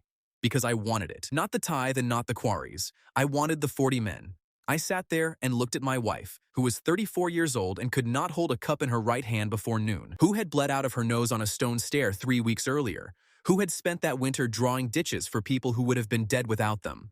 And I thought, if there were 40 men on that ground, she could stop. That is all of it. For about 2 hours, I sat in a room working out whether to hand my wife to a lord, and the reason was that I was tired of watching her pay, and I am not going to dress that up as anything better than it was. I did not say it out loud. I have never worked out whether that makes it better or worse, and I have had a good many years to think about it. Wren did not refuse either. That surprised everybody, and it frightened Dade badly. She listened to every word of it, and she asked Thole 2 questions, and both of them were good. She asked whether the 40 men would stand under our counsel or his. He said his, and said it straight out without hedging, because he was not a liar and had not been sent to be one. She asked what happens if she names 3 days a year. He said, then you name 3 days a year, and the Lord will be disappointed, and nothing else in the world will happen. And she said thank you, and sat back, and said nothing more for an hour. Iona had been standing at the back of the shelter with the water jug all morning, because that is where she always stood, and she had been standing there since the summer. She came forward when Garrick called for a vote, and she said, before you do that, and every head in the room turned, because the woman who fetched water had never once spoken at a council. She said, my name is Iona. She said, I came here last summer on the 12th day after midsummer. I was not driven out of anywhere. I was sent by the man on the other side of that hill to find out which of the 2 of them does it and how it is done and what it would take to move her. Nobody in that room moved. Fen made a small noise and put his hand over his mouth and kept it there. She said she had sent 4 reports in the first 3 months by the Ford path, and she named the man who carried them, who is a carter half of us have bought turnips from. She said she had sent nothing at all since the harvest. She said she could not explain why in any way that would satisfy this council, and she did not try. Instead, she said the only thing that could possibly have got her through the following minute alive. She said, I know that man, and she pointed at Thole. She said, his name is Thole. He has been the Lord's steward for 19 years, and I have carried his letters in my own coat. Then she said, and I have heard that offer before, word for word, the tithe, the schedule, the quarry at his own price, the 40 men at his cost. She said he wrote it 8 years ago and read it aloud at a place called Marrow Field to a family with a daughter in it. And then Rook spoke, and it was the first time most of the people in that village had ever heard her voice at all. She was sitting on the floor by the door, because she sits by doors. She said, he stood on our threshold and said that to my mother. She said, we had the 3 years without tithe, and they were good years. Then she said, I was moved to a secure place for my own safety in the 2nd winter. My mother was told it was temporary. I never saw her again, and she was still alive at the point where they stopped telling me anything about her. Thole did not deny it. I have turned that over a great deal since. He could have. There was no proof in that room beyond the word of a self-confessed spy and a woman half the village still called the one from the hill. What he did instead was look at Rook for a long moment and then say, quietly, I did not know you had come out. And Rook said, no, nobody ever does. Garrick called the vote himself and voted first, which he did not have to do, and which cost him something, because he had spent 4 hours arguing the other way in front of the lot of them. He said, no. He said, and I want it written that I argued for it, and that I was wrong, and that I was wrong for the same reason I was wrong the first day these 2 arrived, and it is that I keep believing the safest thing and the right thing are the same shape. Then he sat down. Sable said no, and Bram, and Wren, and then me. It went round the shelter and out the door to the people standing in the lane because Garrick insisted on that, and it came back unanimous, and Dara counted the hands twice and said the number out loud, and Tam wrote it down. 54 for refusal and none against. The first unanimous thing that Village had ever done about anything. Thole took it without any theater at all.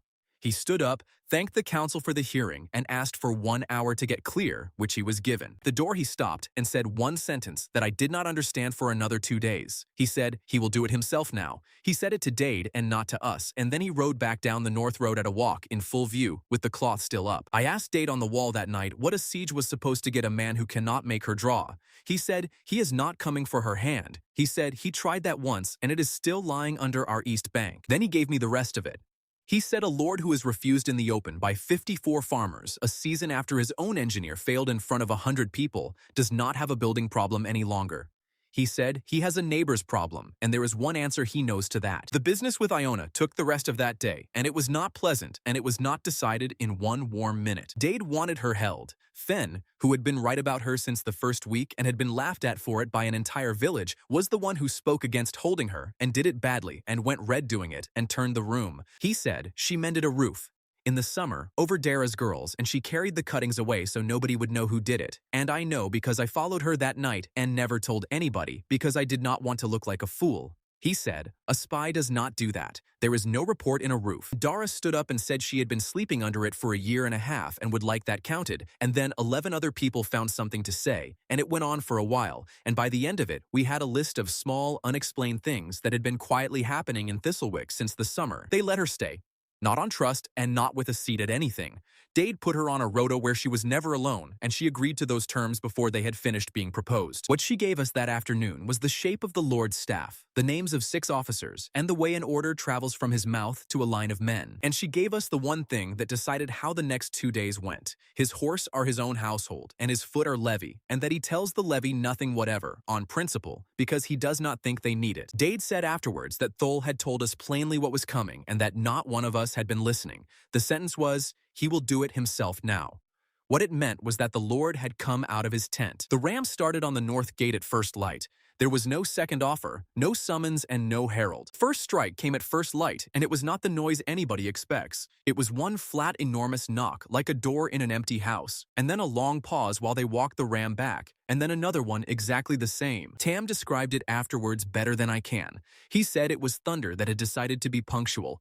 He was on the roof of the shelter with a bucket when he said it, and he was 11 years old, and he had not slept. They hit the north gate because a gate is what you hit, and they hit the northwest angle by the old drain because somebody had told them that the angle was thin.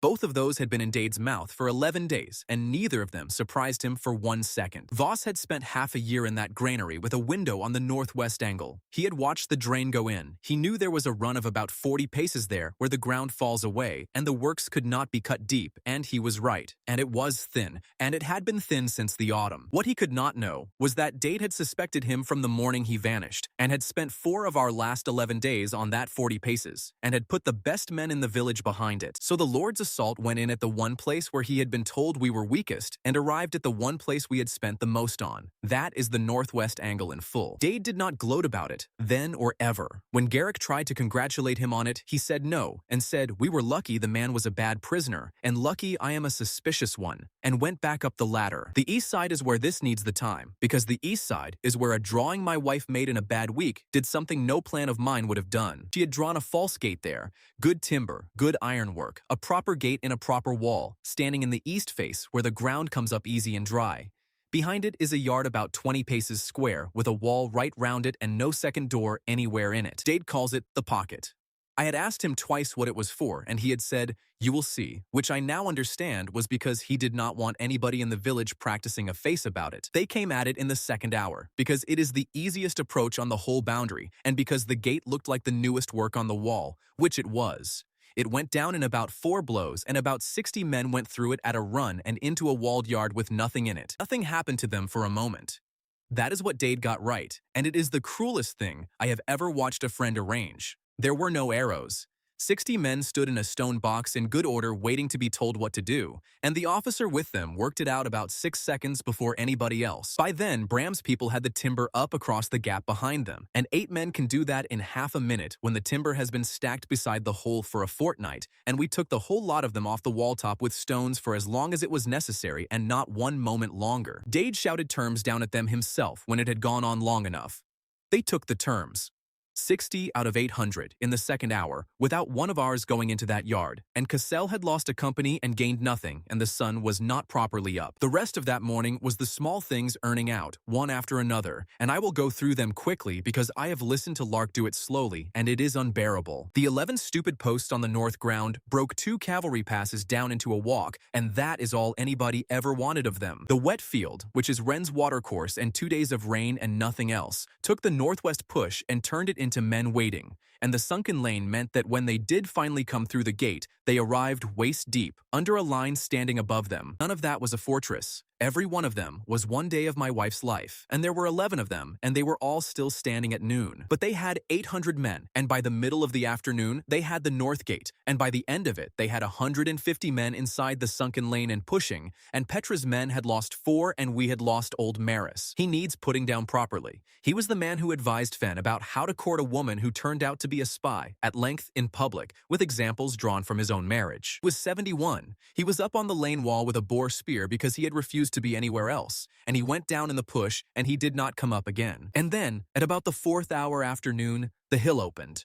Castle had put his siege works into the east bank. That is the entire explanation, and it took Isolde about 4 seconds to give it to us afterwards. His sappers had spent 2 days cutting a trench line into that bank, 40 paces from where our own ditch had found cut stone in the autumn. Whatever they hit down there, they hit it in the afternoon, and the beasts came out of that hillside in a body onto ground occupied by about 300 men of the levy who had never seen one in their lives. Came out onto both of us. This was not a rescue, and there was nothing on our side of it. They went at the levy on the east, and they went at our east wall at the same time, and they did not distinguish between anybody, and the first 3 they killed were ours. The difference was not courage, and it was not luck. The difference is that we had been living next to them for the better part of a year and had a whole village of ordinary people who knew 4 things about them, and 800 professional soldiers knew nothing at all. We knew they pushed towards light, so every lamp in Thistlewick went out inside a minute, and every torch got thrown over the wall onto the open ground, and 50 people did that without being told, because Dade had drilled it in the autumn, and everybody had grumbled about it. We knew they turned from sudden noise.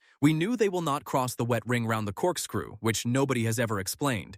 And we knew the hand. Dade went up on the stub of the broken gate with his arms straight up, in the dark, in the worst hour of that day, and Thistlewick went silent. 50-odd people, with 150 of the Lord's men inside the lane, all stopping dead where they stood and listening, because a builder's safety rule had got into them over half a year of lifting beams and would not come out. And in that silence, you could hear exactly where the things were, and Dade called it, and everybody moved, and the Lord's men in the lane could not hear anything at all because they were shouting, and shouting is what trained men do in the dark. That is the battle in one sentence, and Holden would have hated it. They fought the way you are supposed to. We fought the way this particular ground had taught 50 particular people in under a year, and the ground had been teaching us since the first night in a house with a window in the floor. The Lord's officers did not lose because they were fools. They lost that afternoon because every instinct a good officer has is to concentrate, hold the line, keep the men together, and keep the noise up. And all of those things are precisely wrong within a mile of that hill. Dara ran the wounded out through the east side while it was going on, along the routes Sable had walked with her in the autumn, and she did it with a lamp shuttered down to a slit, and all of it done by touch and count. She took 26 people out over 4 hours, in 5 loads, ours and Petra's and Wick's together, up the ridge to Isolde's turf house and the dry hollow behind it, which nobody would find in daylight.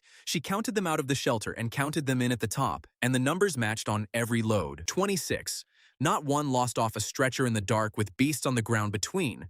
When somebody said something to her about it afterwards, she looked at them as though they were simple and said that she had done it before with 19 and had come out with 3 and that this was the easy version. It stopped in the middle of the night as it stopped the first time with nothing decided. The beasts went back into their hill. The Lord's men pulled off the lane and out to the north ground and made camp about 800 paces off with their fires in a good line. We had held. There is the receipt and there is all of it.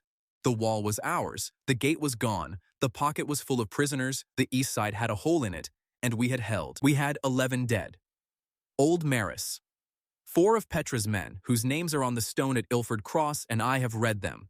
2 of Wick's, including the smith's apprentice, who was 16, 3 of ours from the lane, and Soren, the boy who walked out of that same army with his boots tied on with cord and got here on his own legs and gave us the one true thing he knew, which was that the Smiths had been on contract work since the spring. He was 19 years old. He went out with Bram's timber party in the dark to close the hole in the east side, and he did not come back in with them, and Bram has not spoken about it once since. Bram himself came off that wall with his left arm broken in 2 places and a cut over the ribs and would not let Sable near him until she had finished with everybody who was worse, which took her until dawn, by which time it had set badly and it has never come right. And Wren was at the end of everything there was. She had built a bank across the east hole in the last hour of daylight, which was that day's build and should have been the last thing she did for a week. Then she stood on the lane wall all that night with her lamp put out, calling what she could see in the dark, because that is the only thing she has left to give when the drawing has gone out of her. She could not stand up in the morning. Would not. She was awake and talking, and her legs did not work.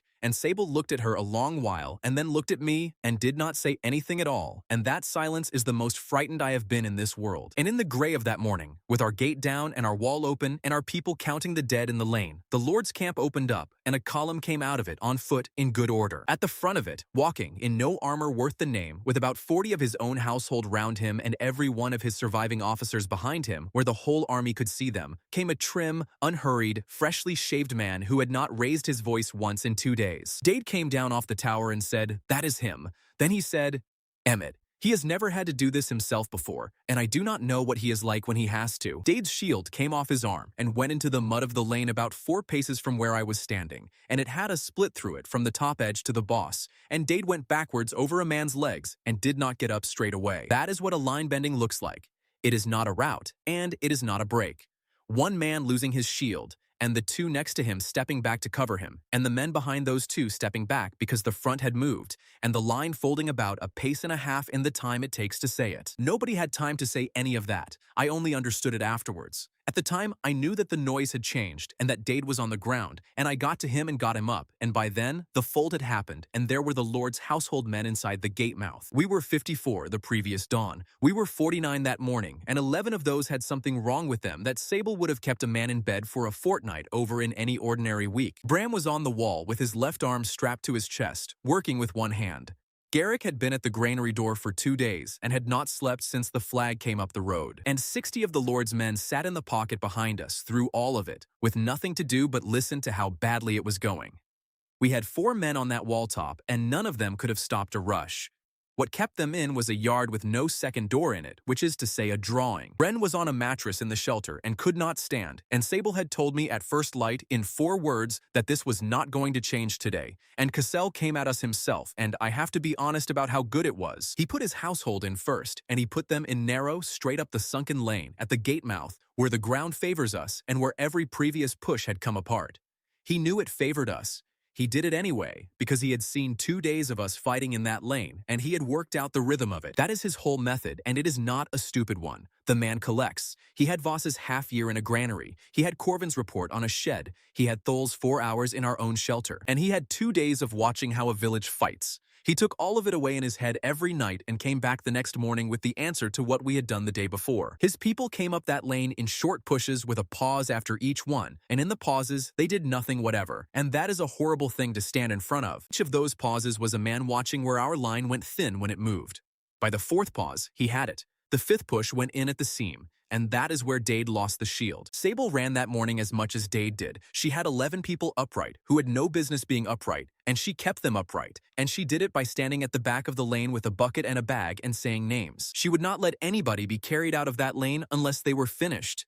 Everybody else got water, a strap, a word, and was sent straight back in. Garrick told me afterwards that he went past her 3 times, and that she said his name each time, and that he could not have repeated one word she said after his name, and that he went back in each time. Iona gave Dade the thing that held the left, and she gave it standing on the wall in daylight where every one of the Lord's officers could see her face, which she did not have to do. She said, "The foot on that side are levy, and they do not know the plan. They have been told to hold the flank while the household goes in, and they have not been told anything else, and if the household moves off them, they will not know whether they are being left."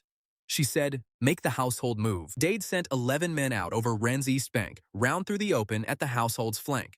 11 against 300, which reads as suicide until you understand it was a message rather than an attack. The household turned to face them, exactly as trained men should, And the levy on the left stood there and watched their own right shoulder walk away from them. Then Fen arrived, and Fen had been gone for 2 days, and I had assumed he had gone for good, and I am ashamed of that. He came in from the south with 140 men off 2 settlements. He had ridden for them the day the flag came up the road on his own, without telling the council, because he said afterwards that if he had asked, we would have voted about it. Petra came with them. Petra is about 70, and she came the whole 8 miles on a cart and got off it at the gorge and walked the last of it, and Ilford Cross came behind her because she was in front of them. 140 is not enough to win a battle against 800. It is a very great deal more than enough to make 800 men look over their shoulder, and it arrived at the hour when the Lord's household was already turned sideways. And in among all of that, with the household turning and the levy watching the south road, Rook came out of the shelter. She had spent the entire siege carrying and cooking and holding rope, exactly as she said she would,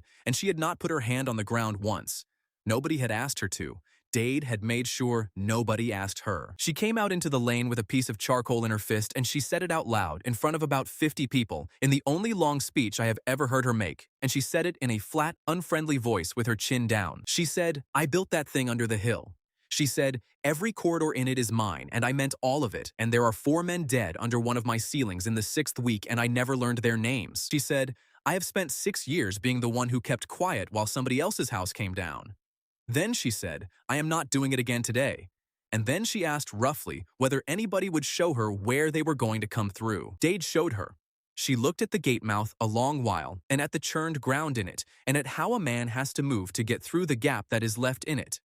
Then she knelt down and drew for about 6 minutes, and what she drew was smaller than a door. Let me explain what it is, because Lark has sung an enormous amount of nonsense about it, and what actually happened is better. It is a floor. A stretch of floor about the length of 2 men laid across the gate mouth where every attacker has to put his feet. Under one strip of it, about a stride and a half in, there is nothing at all. Under the rest of it, there is solid bearing. Strip is set exactly where a running man's second stride comes down. That is the trick entire, and there is nothing else in it at all. A man coming through a gap he has already decided to take goes at it long and committed, and he lands there.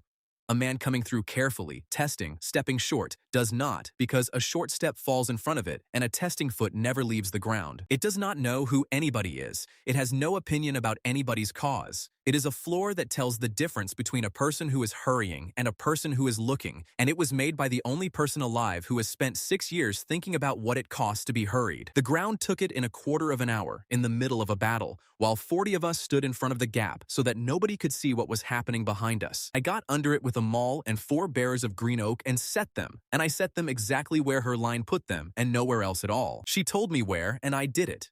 I did not move one of them a finger's width, and it never once occurred to me to want to, and I have thought since that it was the first fully honest hour of work I have done in this world. Cassell came through at the 6th push, and he came through it in front. He had to. That is the thing that finished him, and he walked into it on his own legs. His household had been turned sideways by 11 men. His levy was looking over its shoulder at 140 spears coming up the south road. He had 1 push left in the day, so he went in at the head of it, in the open, where every officer he had could watch him do it. He went at that gap the way a man goes at the last thing standing between him and a year's work. He went long. His second stride landed on the strip. He did not fall far. That is what nobody expects. It is about the depth of a grave and no more, and he went into it to the chest with his arms out and his sword gone, and the 2 men behind him went in on top of him, and the 4 behind those stopped so fast that the whole push piled up in the gap, and then nothing happened for a moment. We did not kill him. Dade had given the order an hour before and given it twice that whatever went into that hole came out of it alive, and I did not understand why until later, and later I understood it very well. His own men got him out. It took them a while, and it was not dignified, and it happened about 30 paces from 400 of his own soldiers with nothing to do but watch it. Rook was standing on the wall above the gate throughout. When they had him on his feet, she said one thing down at him, not loudly, and the men round him heard it, and they carried it back to the camp, and it was all over that army by dark. She said, "You have been copying us since the summer." She said, "You can have that one." It was made this morning. He did not answer. There was nothing to answer. He had spent a year assembling everything that could be assembled about us, and had been beaten by a thing that had not existed when he formed up that morning, made by a woman he had held for 6 years and had not thought about since the summer. Did not come again. The horns went and the household pulled back and the levee on the left simply stopped and then began walking, and by the middle of the afternoon, about 200 men of the levee had gone south down the road on their own without anybody telling them to. Two of his officers came up to the gate under a white cloth at dusk, and they did not come to negotiate.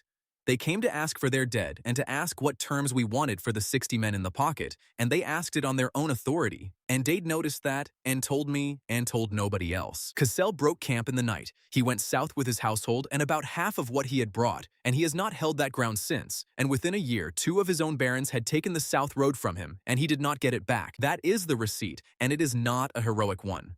Nobody killed him. His army was not destroyed. He walked into a hole in front of 400 witnesses and got pulled out of it, and after that he could not make anybody go through that gate again, and an army that will not go where you point it is not an army anymore. He had the lane and the dead, and a village with a hole in the east side, and 49 people who had not slept.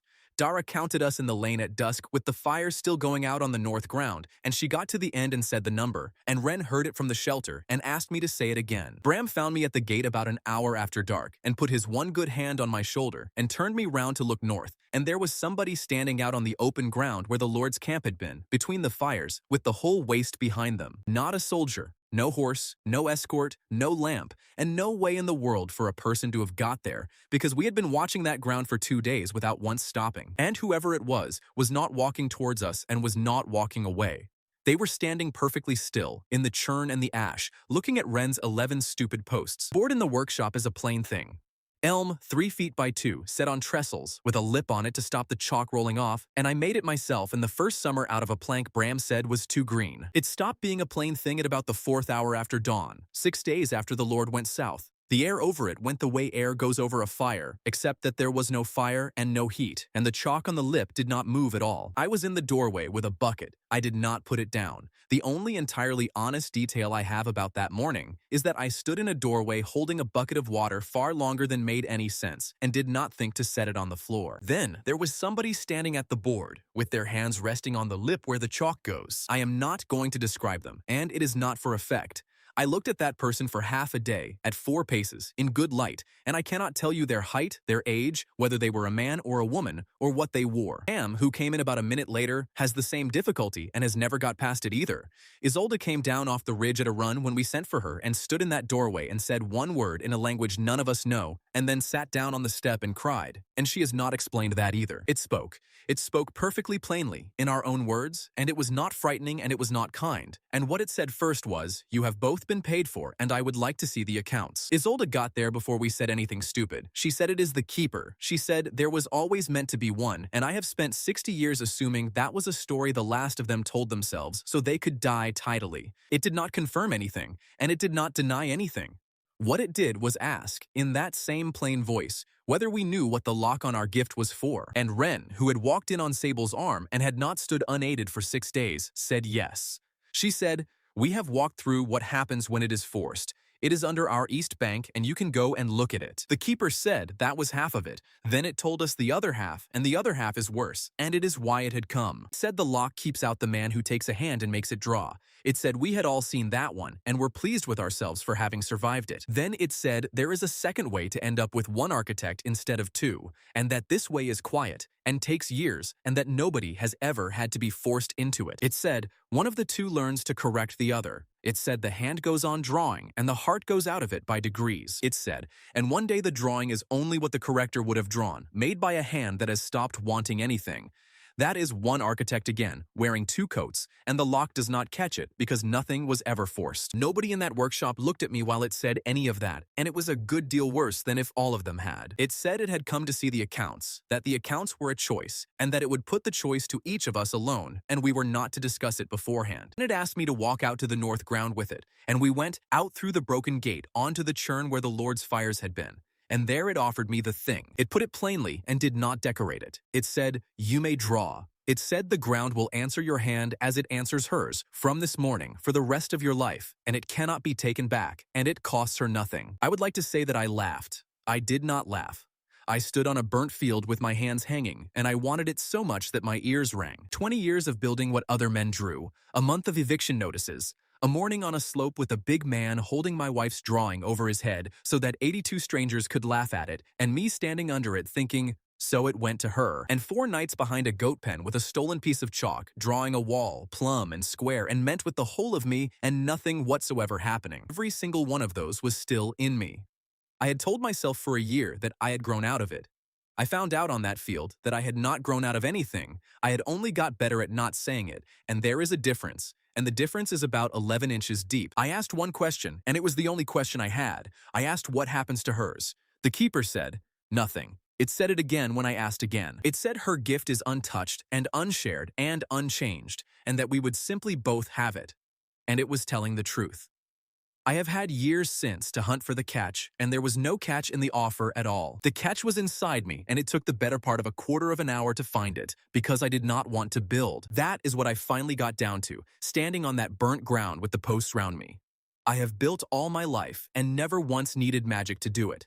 What I wanted was to matter. I had spent a year assuming those were the same thing, because in my old life, nobody had ever once let me find out that they were not. I had found out 4 days earlier, in the dark under Rook's floor, setting 4 green oak bearers exactly where a woman's line put them, and not one finger's width off it. Nobody sang about that. Lark has no verse about the bearers and never will have. And that hour is the best work of my life, and I knew it while I was doing it, with my face in the mud. I said no. It did not ask me twice, and it did not congratulate me. It said noted in the manner of Garrick, and I have never worked out whether that was a joke. It went to Wren in the workshop with the door shut, and I was not there, and everything I know about it I know, because she told me that night, sitting on our step with her hands wrapped round a cup she still could not lift with the right one. It offered her that her line would always come out right the first time, with no more boats in dry fields, no more corkscrews, and no more jam standing clear of its own arch while a village watched it lean. Every drawing correct, the first time, for the rest of her life. She said she nearly took it. She said that out loud and did not soften it. She got as far as opening her mouth to say yes, and what stopped her was not principle and was not me. What stopped her was Nell's boy. She said, if my line comes out right, then there is a bridge across that gorge with no elbow in it, because an elbow is not right and never was right, and every measured man alive would take it straight out. And then, she said, there is nowhere at all on that crossing for a boy of 6 to put a basket down, and no one would ever know there had been meant to be. She said, and Rook's door is the width a door is supposed to be. She said, and the room I built for Dara has the fire against the wall like everybody else's, and a woman lying in it cannot see all 3 of them without getting up. Then she said the last of it, and this is the sentence I would put on the front of all of this if it needed one. She said, right is a word for other people's buildings. She said, I do not draw right. I draw for somebody. If those ever stop being different things, I would rather stop. We did not know until that night that we had both said no, because it had told us not to discuss it, and we had not, which I find funnier every year that passes. But it said at the end, it said to both of us, in the workshop, with about 30 people crowded in the doorway because there is no keeping anything private in this village. It said the accounts were in order, and that the lock would stand, and that it would not be coming again. And then Wren asked it whether that had been the test, and it said no. It said the trial had been running since our first night in that mud and had finished some while ago, and that it had only come to see whether we would take the way out now that we had earned the right to be offered one. She drew that afternoon anyway, because she said if she did not draw something ordinary immediately, she would never get her nerve back. She drew a room onto the south side of our first house. Our own house, the one from the first night, with the ladder up the front and the window in the floor and the door facing the rubbish heap. One room for the 2 of us, with a wide window and a bench under it and the fire in the middle of the floor. It took her 3/4 of an hour and it cost her 2 days on her back. And when it was finished, there was no way into it whatsoever. She had drawn a room. She had not drawn a joining. She had been thinking about the 2 of us being in it, and not for 1 second about how anybody was to get there. It stood against the south wall of our house, complete, warm, beautifully made, and sealed like a barrel. A year earlier, I would have been on my knees at the chalk before it finished, dragging a doorway into her line with the edge of my thumb. What I did instead was walk down to the workshop and get a saw. It took me the rest of that day and most of the next. Do not cut a doorway through a wall that a village's whole reputation is standing on without shoring it first. So I shored it and cut it and trimmed it and lined it and hung a door in it made out of the elm off my own trestles. It is not a good door. A builder made it in a hurry with one usable saw. It sticks in wet weather and you have to lift it on the latch, and Bram inspected it with his one good hand and said, well, Emmet, at least it is square, in a voice I will not forget. And that is the answer, as far as I have ever been able to work it out. She made the room. I made the way in.